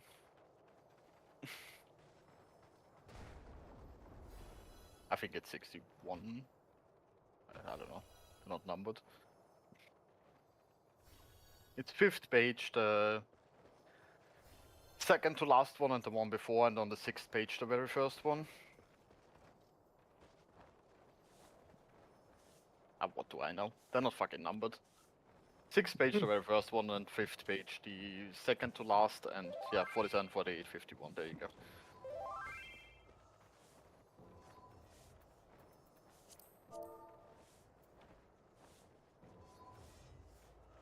Look, I was busy dealing with week 1 roster and making raid plans, and then I was busy helping with the guides and actually leveling my phantom jobs. I mean, that's fair. I also didn't. I just couldn't be bothered yet to collect them. There's nothing that you get for doing so. I will get them at some point. Also, Yeah. don't forget you were also busy dragging the butts of the backup group through this. Good question, Jimish. Probably around like 650 million, 700 million, somewhere around that. Yeah.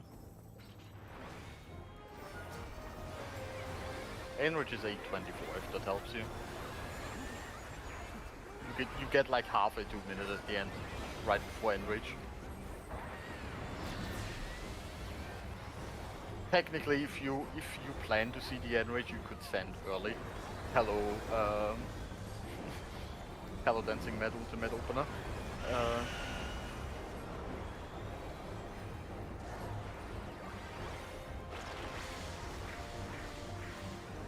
I like this 350k Blizzard. I told you what it's weak to.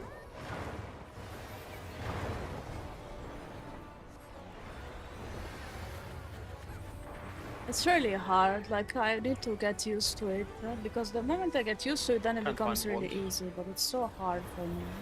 I'll share it before when we get to plus 4 again. I'm not gonna share it before. Well, I will actually. But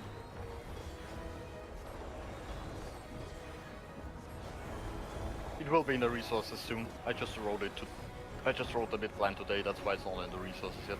It will be in the future, soon TM be in the resources.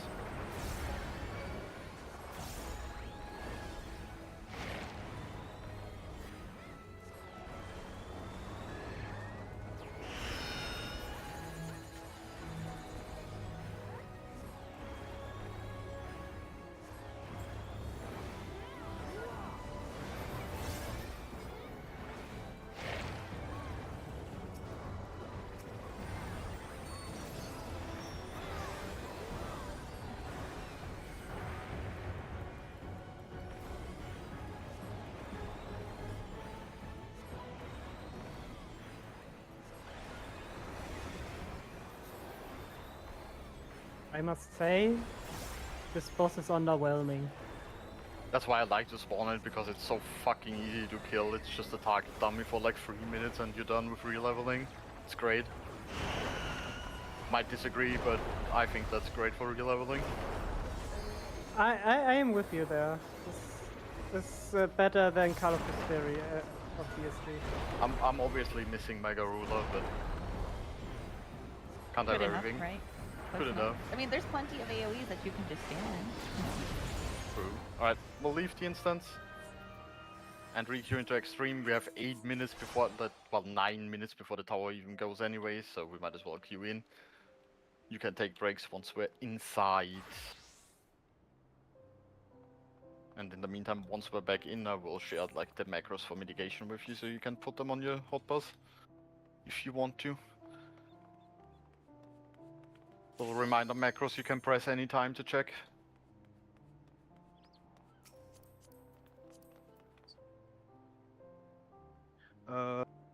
Whoosh, and this newbie run. There you go. For every healer, for tank 1, for tank 2, and for fist ranged. The tank LB isn't mentioned in there, but tanks again. I already mentioned it last time. Tank LBs on every chemistry. Oh god. Damn. Someone in my party outed themselves as German.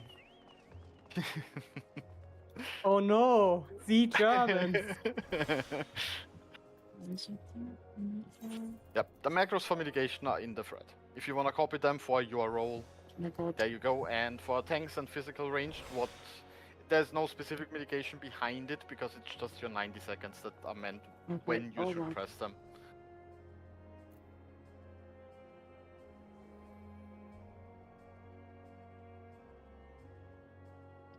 It's either go into the thread, go to the white mage one, copy that macro. There you go. There's your mitigation for the entire boss fight. Anything that is not mentioned in the macros is free to use whenever you want. Also, you have like 7 minutes before you need to be back, so if you want to take a break, now is a good time.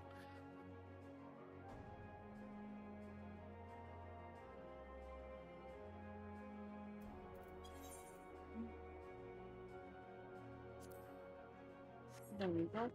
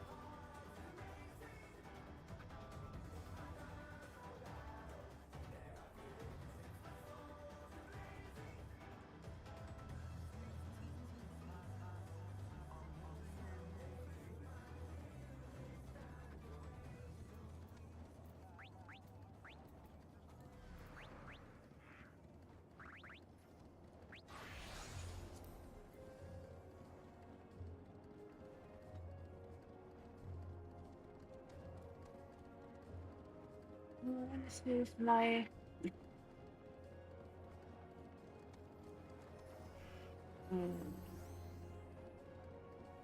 artist finished with the chat. Probably not. No.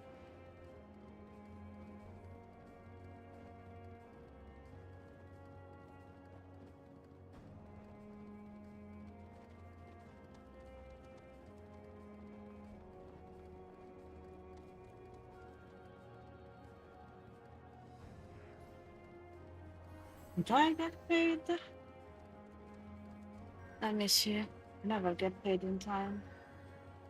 I hate to spend money. Nope, didn't get paid yet. Of course. Why would I get paid for the job I do?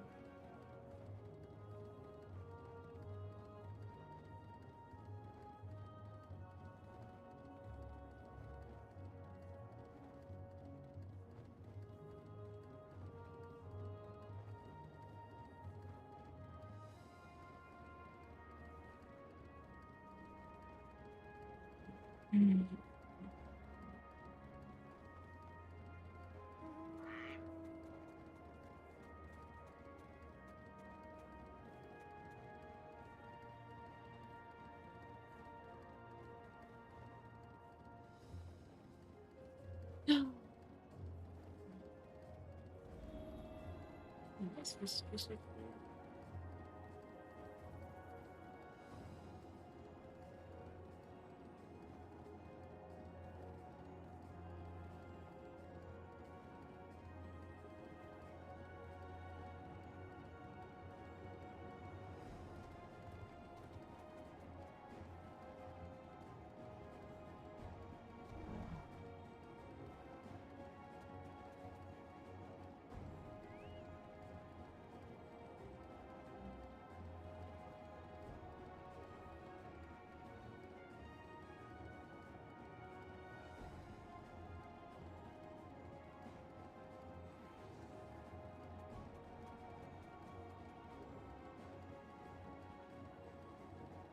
How are you, Sam?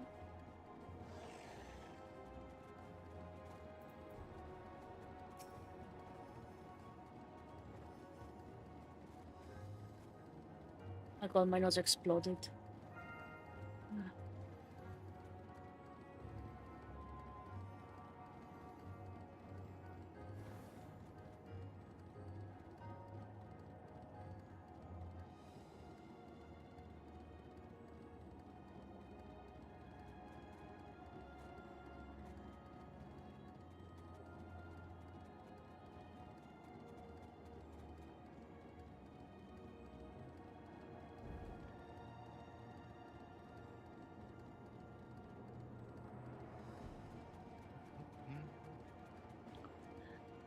By the way, if you have any questions for boss 3, 4, whatever, I will obviously explain the rest of boss 4 in its full length this time. But if you have any questions about any boss, or want tips for how to deal with certain mechanics, then throw him in shout, throw him in yell. We probably have tips to give. Yep, we are doing quests for hours. Oh, the damn. player rings? Wait, I just found out something. What's this? Rio, do you mean the player rings, the ones around yourself? That's what I assume you mean. Okay, the 3 elements. So, the boss spawns blue puddles at the front of every platform. Standing in that blue puddle, when an element hits it, the ones from the back of the platforms, gives you a resistance down to that element and cleanses 1 stack of your debuff.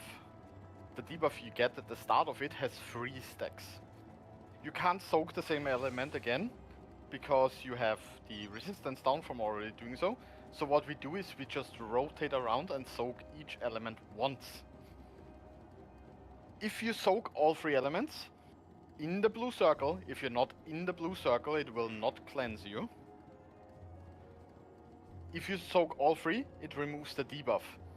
If you do not remove the debuff, the chemistry cast, when it ends, will one-shot you. So you start on your letters, and then check if it starts on numbers or letters, wherever the elements come in first. Start there, in the puddle, soak the element, go clockwise, soak the element, go clockwise, soak the element. If you've done that correctly, and there's enough mitigation on the chemistry cast, you will live and go on. If you fail to soak, the chemistry cast just one-shots. But it's just stand in blue puddle at the front, soak element, keep going, until it happened 3 times. I'm gonna be right back a second. We didn't post a picture, I don't think, this time, of the rings.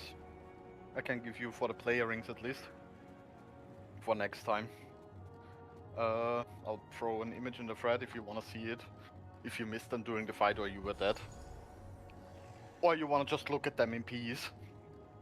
I posted an image in the thread where you can see Acela has lightning and ice. So when the timer on top of Acela's head ends, Acela needs to be on fire. And the timer is only like 5-6 seconds.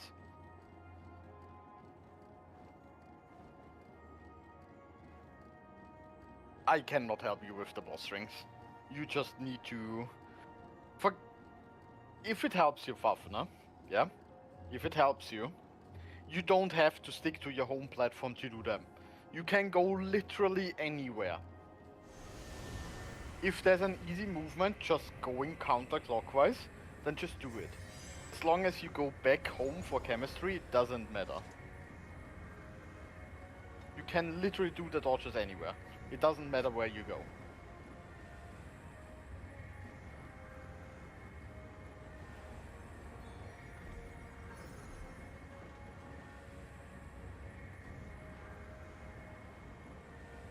I'm back. Hope this You time I only will need to not be die in actually home stupid for the ways. chemistry. Otherwise it doesn't matter where you are. And, well, for annoying flames, but I'll tell you when those happen anyway.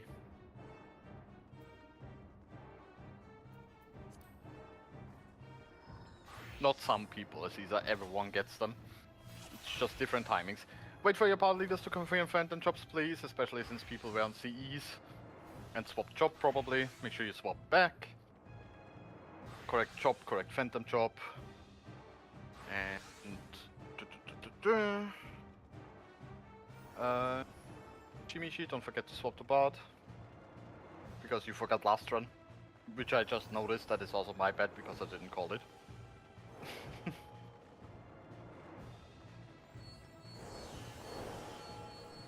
But you are in fact assigned Phantom Bard on the roster.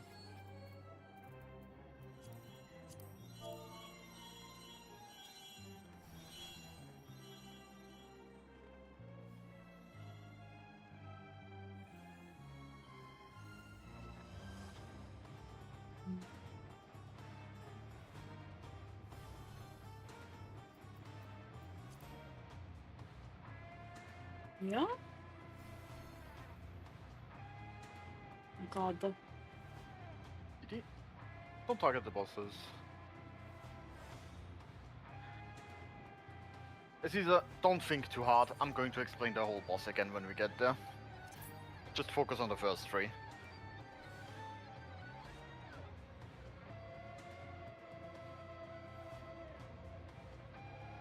Do some ready checks, eat some food, night tanks stands on.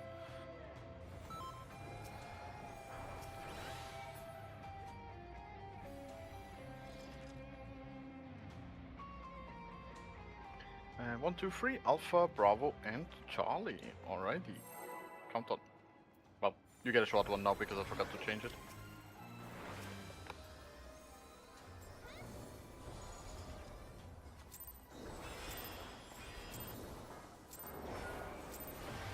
Yep, off we go. We'll have a head mechanic first. Don't forget to cleave.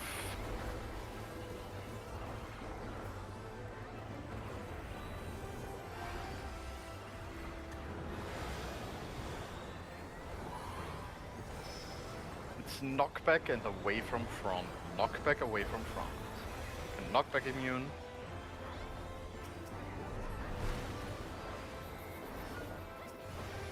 Great white.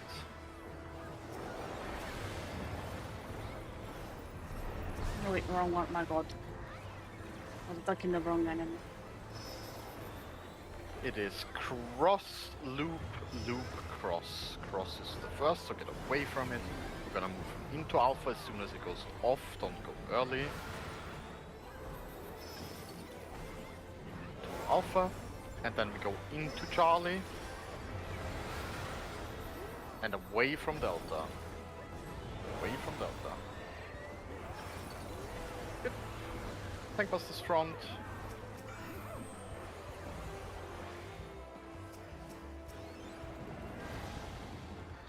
It will be to the front and in. All the way front and a little to the sides.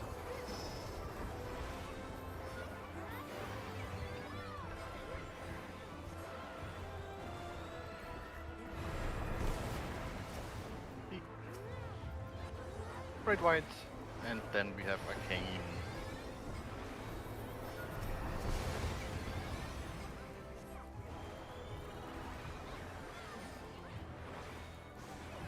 Remember, we're gonna move away from the glowing head.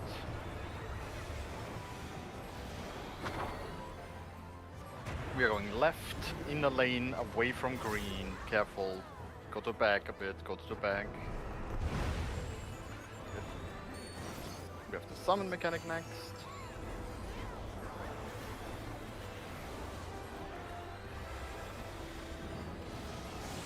Starting on the left side and at the front at 1. And it's 1, 4, 3, 2. 1, 4, 3, 2. Once the cast ends, we start moving towards 4. Don't greed melee, just go. No sprints, no expedients. Go. 1, 4. Then 3, then 2. And 2, and stop. Good. Second Arcane will be next, the crisscross pattern.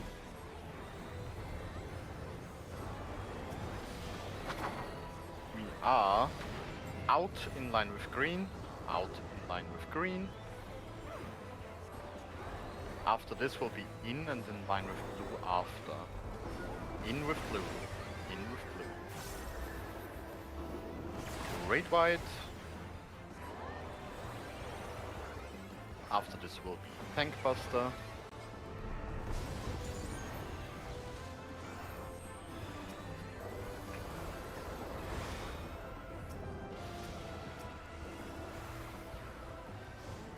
And then the knockbacks with the cross and play and loops. Check what color you have, check where it's knocking you.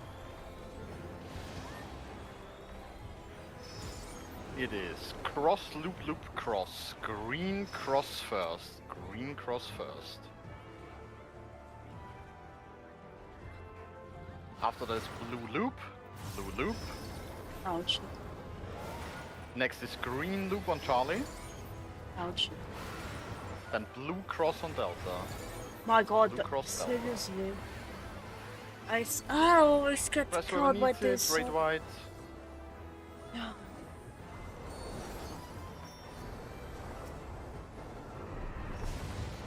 And then we have the arcane mechanics again. My leg is always such a cursed pattern, I swear. This is the one where we go away from the glowy head. Go left, inside lane, away from green, stay back a bit. Stay in line with the blue ones. Nice, and then the crisscross, start attacking green in a second once the blue one dies. Okay, attack green. We are out in line with green, out in line with green. There we go. Don't forget your chest, make sure everyone's picked up. Don't run ahead once you teleported, there will be traps.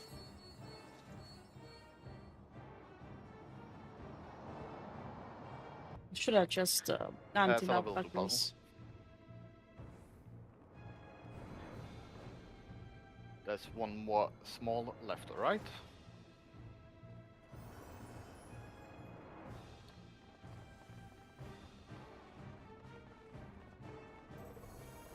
So hard to check both sides for me.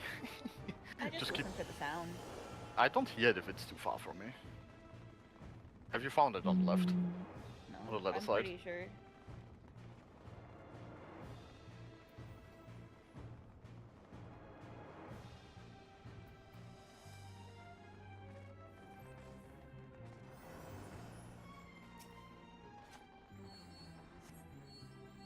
Alright, once again, we are going to play it safe with these electric rings. We're not quite at the puzzle section just yet.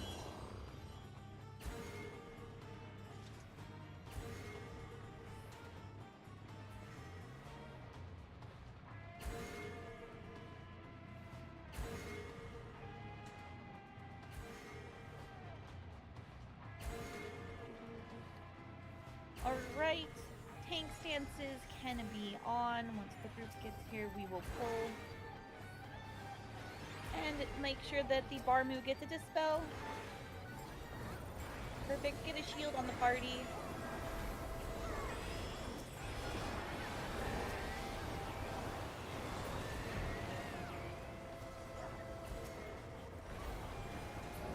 Everybody move back. Again, tank with stance can go and gently provoke the idols.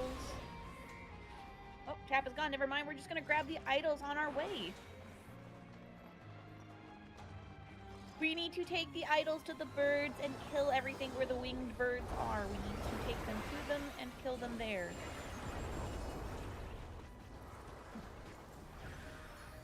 This floor is split in 4. This is where the puzzle starts. We have to kill 4 mobs on this platform. So make sure they are on all the way middle here. Pull them in. Pull them in.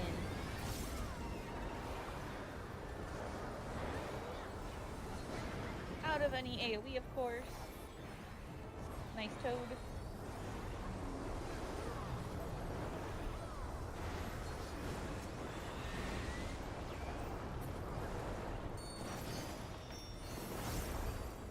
And there you go. You can see the other side has done theirs, and ours is about to be finished. There we go. Both sides have lit up their sigils. Off we go up the stairs. We're gonna pull them off again down halfway through the staircase. Don't look at the tower pots. Make sure they get dispelled, or not dispelled, get slowed and toaded. I'm diverting back into blood calls. Alright, we can pull. Again, don't go up there. There is one more trap on that platform.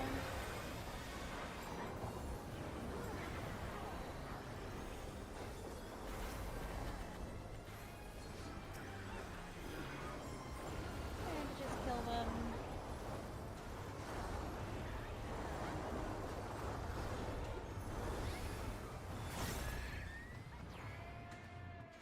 Alright, big is gone and we can keep moving forwards. Play it safe with the lasers. If you don't think you're going to make it, don't even try.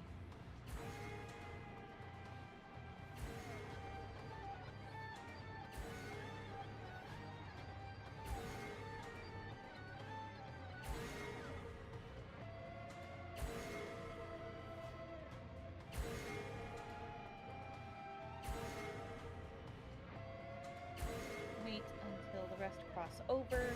Again, we will dispel right to left. And we can pull. Keep a shield on the party. And you can kill them all, you can AoE them down. Keep shields up, keep shields up. Shield. Dodge the orange. Great, and we can move forward. There is no trap, they already found it. You can move up to the other voice channel, don't run ahead, don't auto-walk into some traps.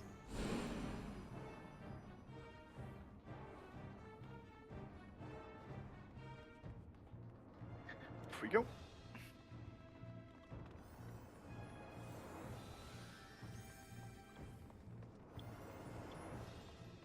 Is our Dcene party A back at this point?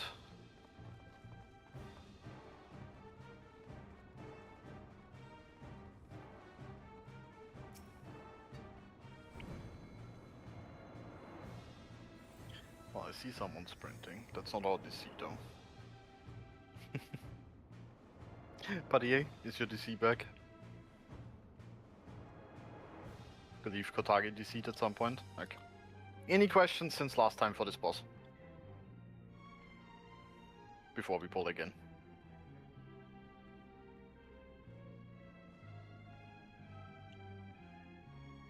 I can just give you the same tip as last time during the sword mechanics.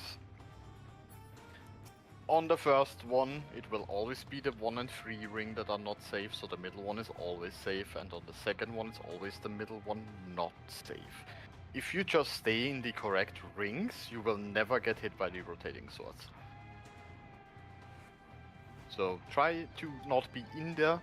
The less you are in them, the less you have to pay attention to them.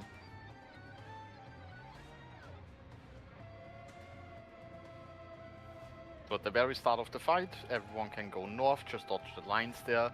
Casters and healers and ranged, you can just stay on the 1 and 4 marker. That is the middle ring, so you will be safe from rotating swords and the lines.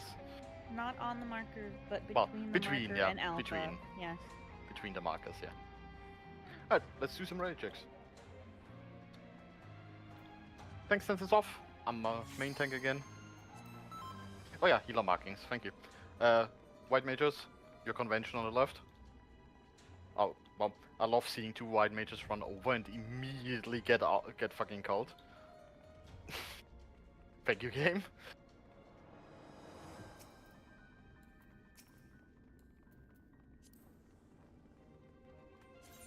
No, I'm about to.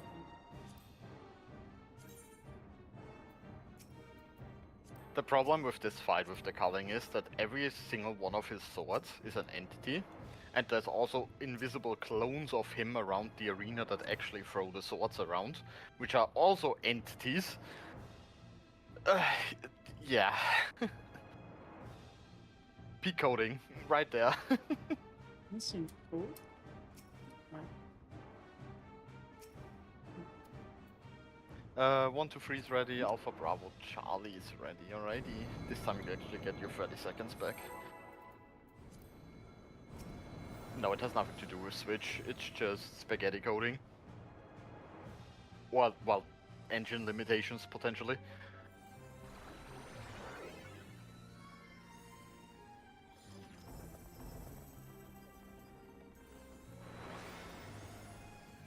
Gonna start with a raid white.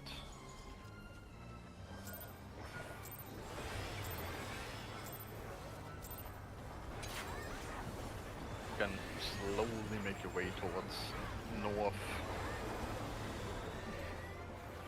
Between Alpha and 4 or between Alpha and 1 in this middle ring is perfectly safe. Watch the lines. Will drag the boss towards north as soon as I can. Stay in the middle ring. Don't be in the other rings.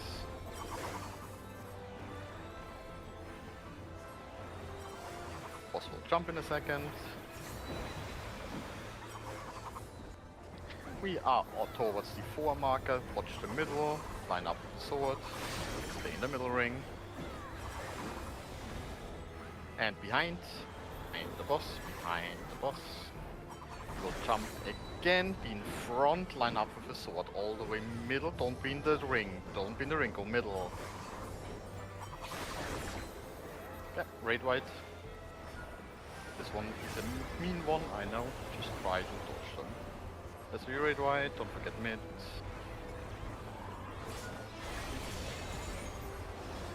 We'll drag the boss south as soon as I can, after the caster has ended. So caster's range, you can slowly go there. Don't need to hurry there, just slowly. We are starting out.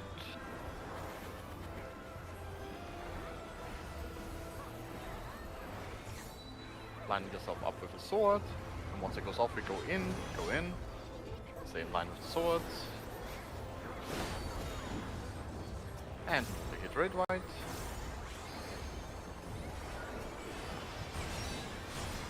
We are going to 2, and once it goes off to Charlie.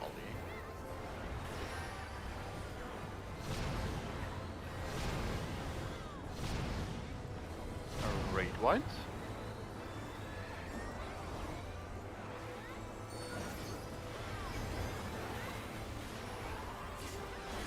And the next will be the knockback mechanic.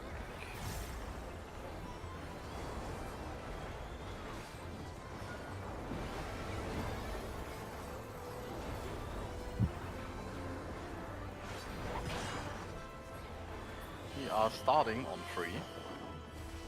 Knockback to 1. Knockback to 1 first. Lightning is on sword 2 and 4. Knockback to 1 and then go to alpha. Alpha, then go to 2, to the 2 marker. From 2 back to alpha, 2 the sword at 4. After the knockback, immune now, and line up with a sword. My god. Good, press whoever needs it. Next we have triple rings. We are starting towards 3 marker. And it will be the big overlap towards Bravo is where we go. The big overlap by Bravo. Once the cast ends. And go.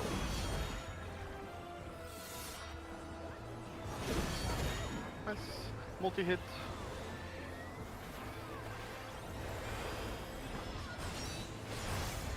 We are going to 2 and to Bravo.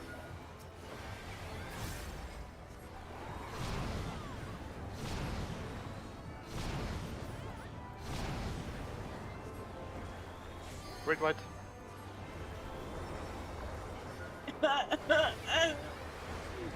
Ah! Okay. I was like, I can't do this shit alone. It's too hard to The me. sword mechanic again, just be south. Any cardinal works. South is always safe though. Just don't be on an intercardinal. Don't be on an intercardinal.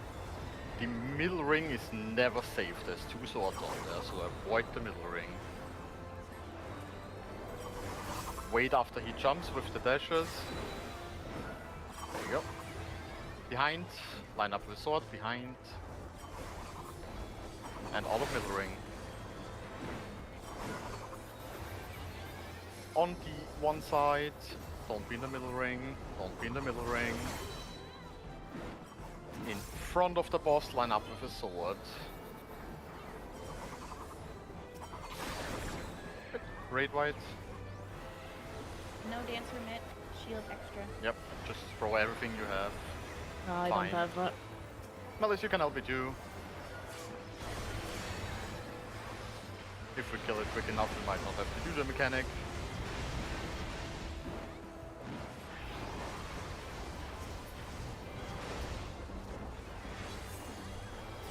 We are starting out of this one, and in this one, and out of the last one.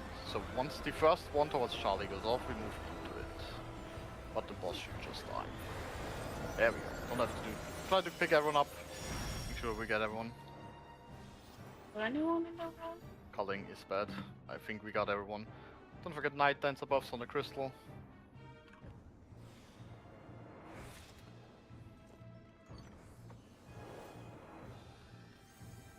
We will do the full puzzle this time, so we'll do a little more here, but for the first start, it's just the normal stuff. Wait down the stairs until Big Trap is gone. There we go. That was the one that overlaps the stairs as well. You can walk up now. We need to kill the mobs on this platform again to make it glow. So I pull them over and you can kill them on the platform. Don't kill them before, kill them on the platform.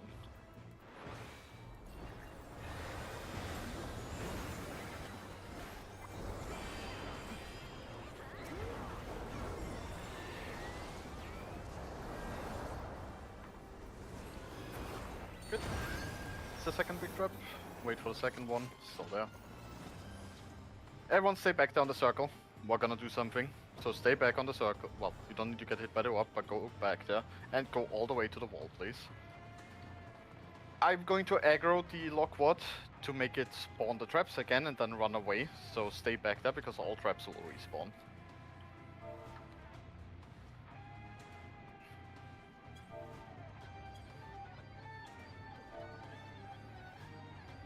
We need to do this so that he spawns a special portal for us that I'll show you later. The trap's already back there again, you can start sniping. That's the first. The second big.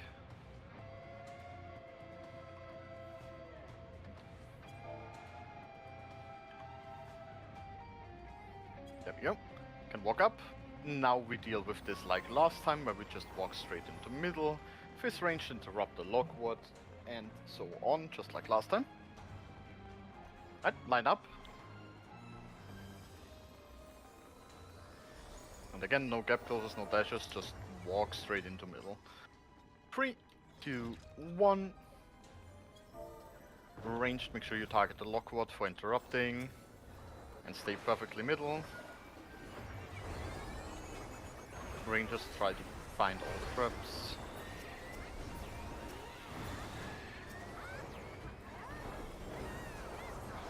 Don't leave the circle. There might still be traps around. Snipe a little left of the bridge. Have you checked it? Okay. There's a small trap on this bridge. There's a big trap on the circle ahead.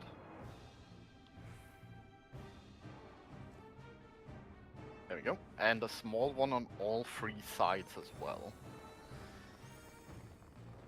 That's one small gun. 2 smalls gone. And 3 smalls gone. Alright, we'll go to the left first. Usually, if we would have a thief, we could reveal where the portal is. It's still there, we just don't know where it is. Don't go further than this. Behind the circle might be the portal. The moment I step onto it, a blue ring will appear. That blue ring means you get teleported into the next puzzle room. We all wanna go in there. So, you can go up to me all the way. And the moment I walk forward, you walk with me, and if you see the blue circle, stand in it. Up, in. Off we go. If you didn't make it, it's fine. You can go back, just don't go to the orbs. In front of us, you see 4 mobs. There's no traps here, but these mobs can be one-shot and yada yada yada. They need to die on the platform on the left over there. So, I'm going to take the aggro of all of them and pull them over there. Do not attack them. At all. Just don't. Just wait for them to get over there, then you can start attacking. The big one might do an AoE, so just be ready to dodge, but don't attack them. Once they're on the platform is when you can start killing them, I'll tell you when. Alright, and kill them. We only have 4 mobs in here, so they all need to die here, otherwise we fail.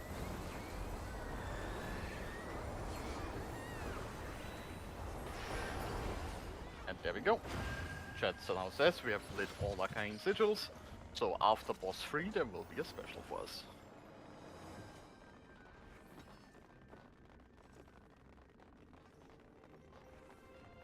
And now we just leave and do the orbs.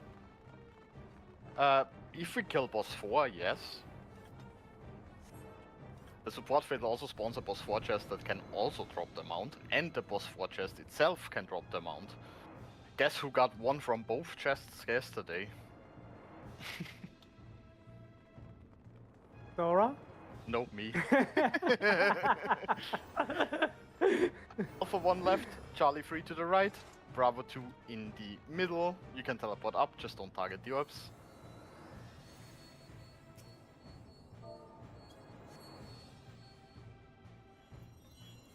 Once everyone's up there on your platforms, do some ready checks. No, Asella has already dropped 3 mounts. I have 2. Something like So- that, yeah. I got my own, I got 2 more for others. Yeah, Asella is not cursed. ABC 1 and 3. Just waiting for 2.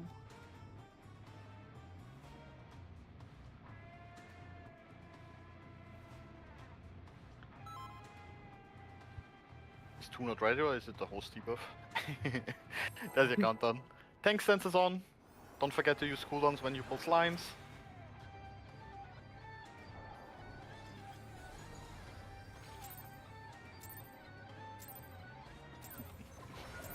And over we go. First interrupt will be soon.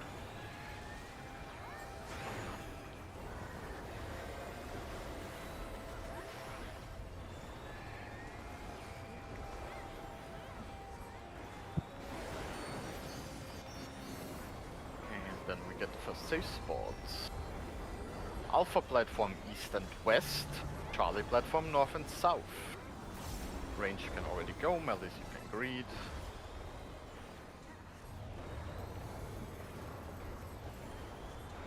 Melee go. After this we'll have another interrupt. Tanks you can start going towards north, slimes will spawn soon, do the interrupt first. And then we'll have slimes, don't forget to use cooldowns. Bards on Bravo 2, get ready. Bard stop. Pull them onto the orbs, leave them down.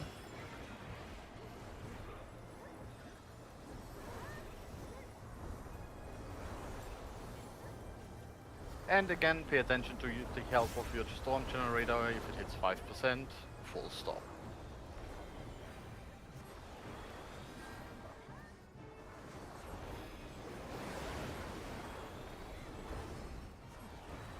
Watch the HPs. It is east-west both. East-west both. Interrupt. Bravo 2 stop. Charlie 3 stop.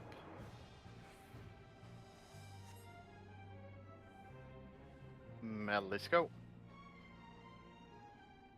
Wait, tanks get ready to deal with the slimes, just kill them on the outside. Don't hit the orbs, don't hit the orbs. We need to wait for Charlie 3. Just deal with the slimes. Bards on B2, stop. Just kill the slimes, we are not in a hurry. Interrupt. Alright, and kill the orbs. Kill the orbs.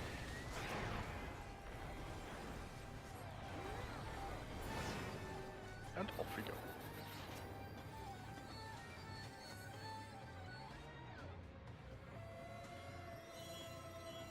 Last chance for Knight and Dancer buff before boss 3.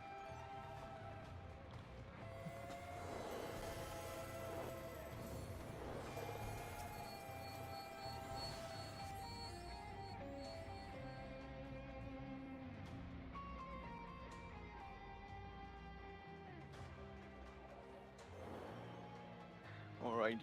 Any questions for this boss? Yes, fire them.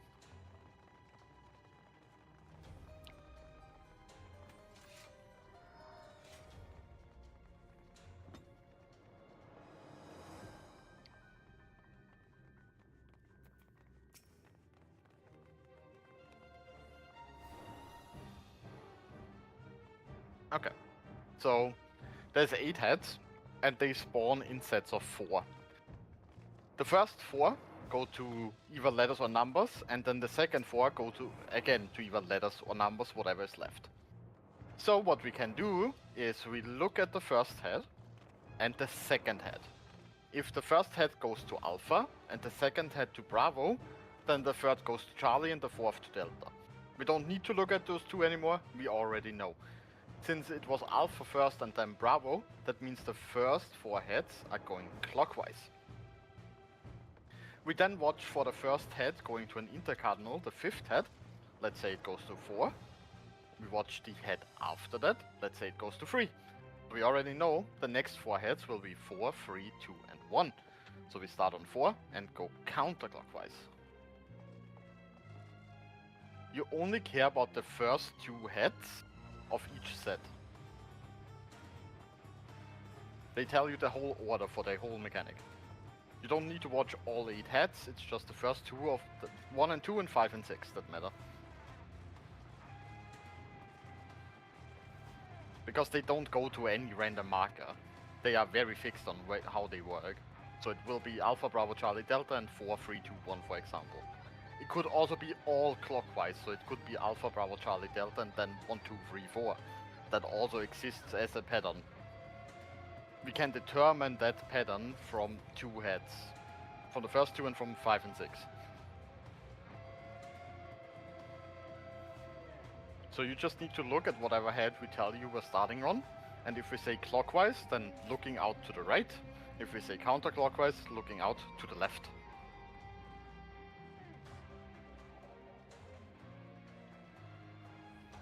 And I guess with that I can give all of you a question. Would you prefer us saying Alpha clockwise or Alpha right? Because I assume that everyone is looking out for that mechanic. Okay, that's a pretty clear clock answer.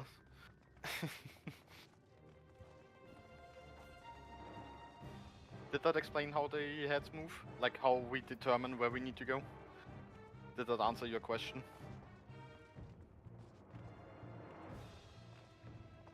Good. Any other questions?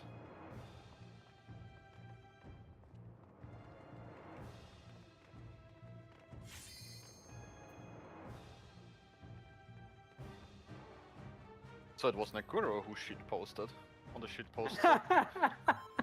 No, I don't use Reddit. It is the last entry. It's the last entry. Have a nice nap, Sam. Thank you for sticking around.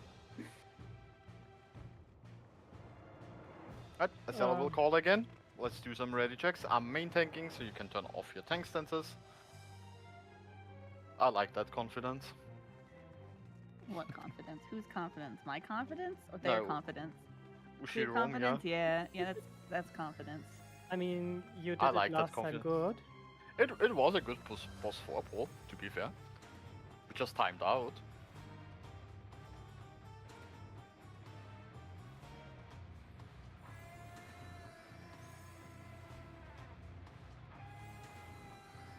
No, not yet.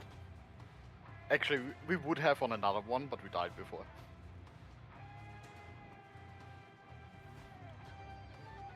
We died like a minute before.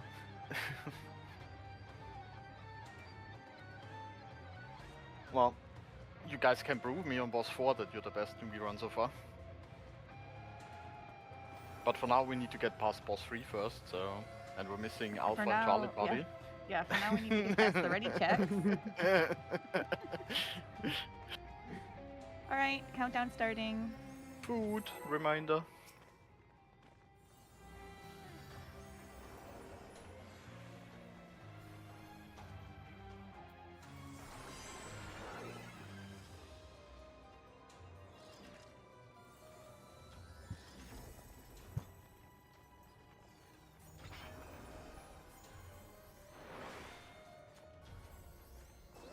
Remember, we start with the multi-hit raid wide.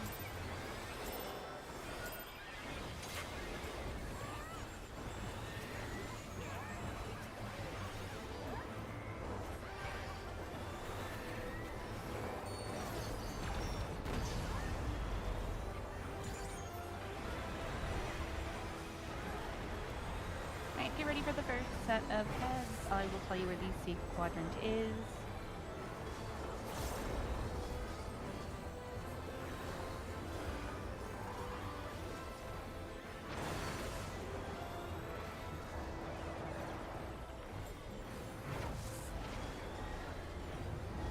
Safe quadrant is 4.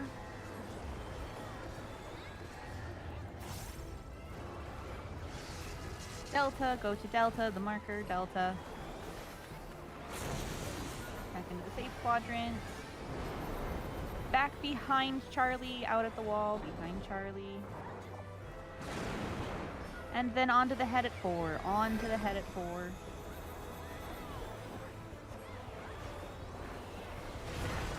Another multi-hit raid wide. Start pre-positioning in line with Charlie. In line with Charlie. We're going to dodge to the boss's side when he starts casting.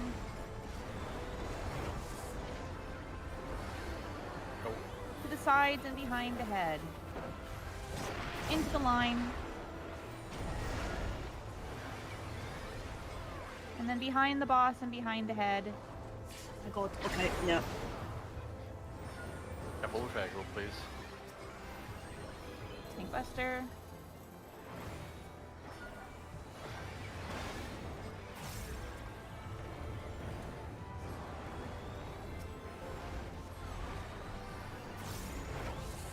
Alright, Death Shroud 2. I'll tell you where the safe quadrant is again.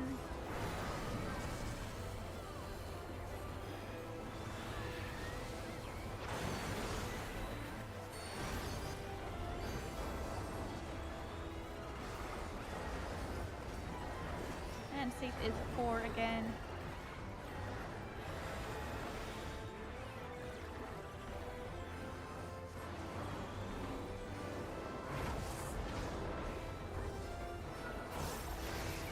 It is 3, 4, and then Delta. 3, 4, Delta. Everybody on 3, get ready to move into the line. Into the line. Go to 4. Get ready to go into the line. And then Delta. And then into the line again. And then behind the boss.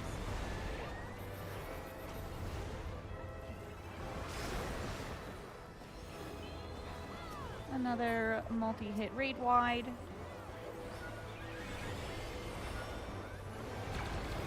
And then the Fertile Ground raid wide to give out debuffs.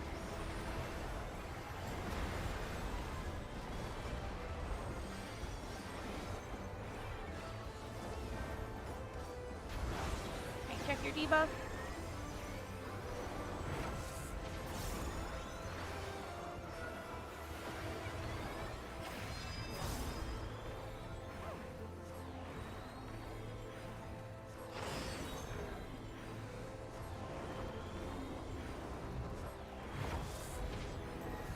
First is on Delta, Delta clockwise. And then 2 clockwise. Delta clockwise. Delta first.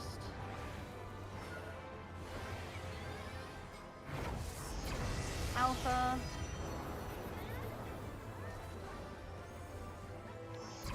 Bravo with an element. Go out to the corners. Charlie. After Charlie is 2. 2 and out. Out. And then it's 3. What cardinal? 4 with an element. Go to the cardinals. Letter markers. And then finally 1.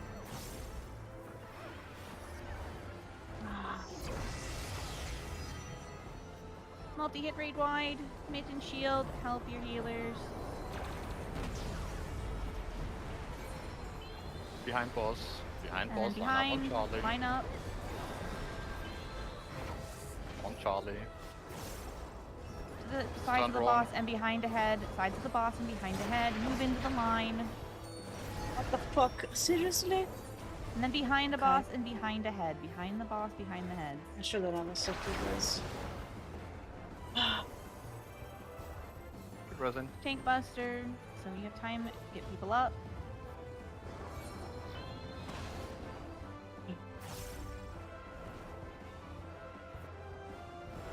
D, get up, stop creating your res. Yes, please, just accept your reses, please. I'll tell you where the safe quadrant is.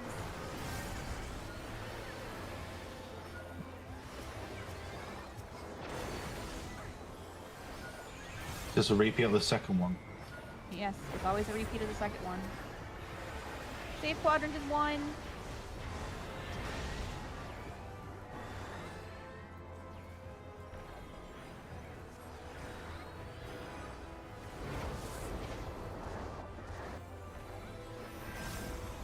It is Delta 2-1. Delta 2-1. Delta 2-1. Make sure you're on the marker. Get ready to dodge into the line. Into the line. Go to 2. Get ready to move into the line again. Into the line. And then 1. And the line is a bit away. Into the line. And then behind the boss. Behind the boss. Lilbees. Yep, send your melee LBs.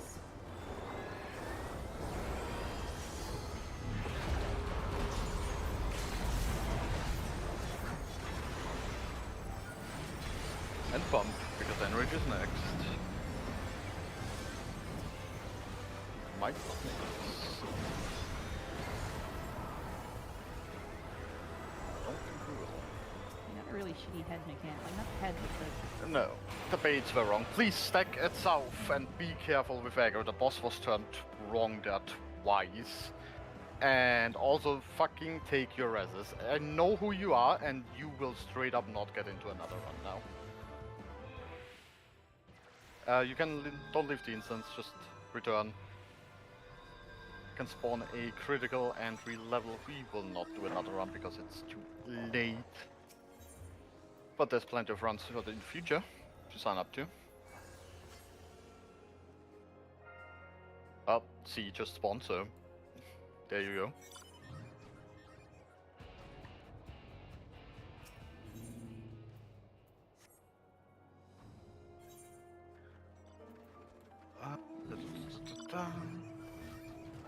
Highly recommend you re-level now, in case you earn more runs this week or planning on being more runs this week, so you don't forget.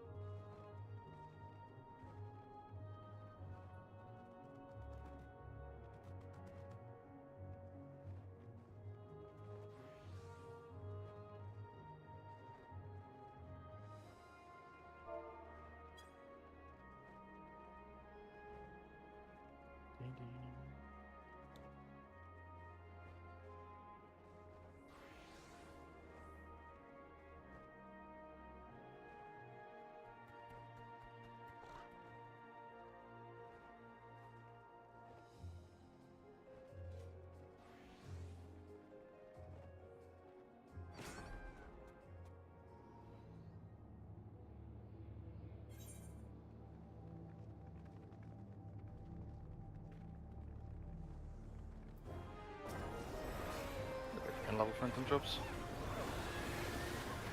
If you forgot to switch, it is unfortunate.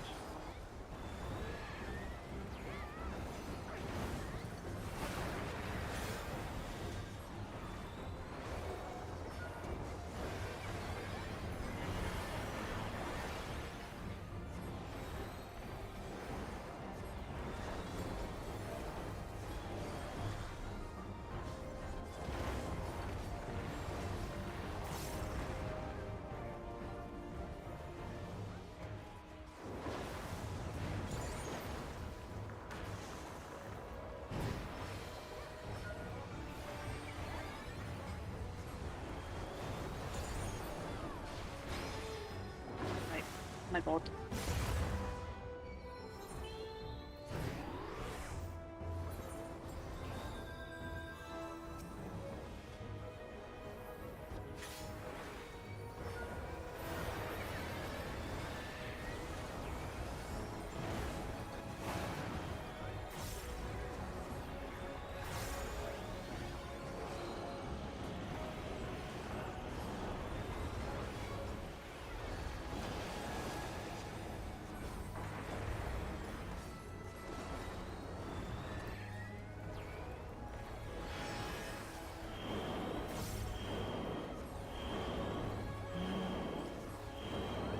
Anyway, shit happens. Boss 3 is a hard boss, and this is not FTB, which arguably is a lot easier than this. So seeing boss 4 on a newbie run, and timing out and not even wiping, is pretty fucking good. I don't think Saturday and Sunday roasters are made yet. If you haven't signed for those runs yet, you can still do so. There might be a chance you still get in. Maybe. But there's a lot of people that have seen boss 4 already this week, so the signups are probably have exploded. But you never know until you try.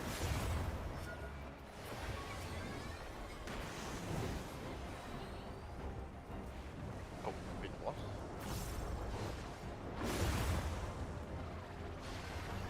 Oh, interesting. I just learned something. You know that eye mechanic in the sea that stuns you when you get hit by it? Inner release negates that. You can just look straight at it. You have 25. Why? We are done for today, but a little tip. If you still have jobs to level, you have 25 minutes of a private instance, by the way. So if you want to use this for easy fates and CEs, you have 25 minutes in here before the instance times out. And there's probably, carrots are probably quite easy to get in here as well, so... You did very well. We saw boss 4, we timed out. There's a few more mechanics, so before the next run, any later runs, you can actually look at the prep and have some time and study up. There's also clips for it already in the playlist. And then on your next run, when we get there again, guess who will clear the boss? Exactly. So, have a nice night, gamers, and I'll see you on more runs. Good night. Good night, bye bye.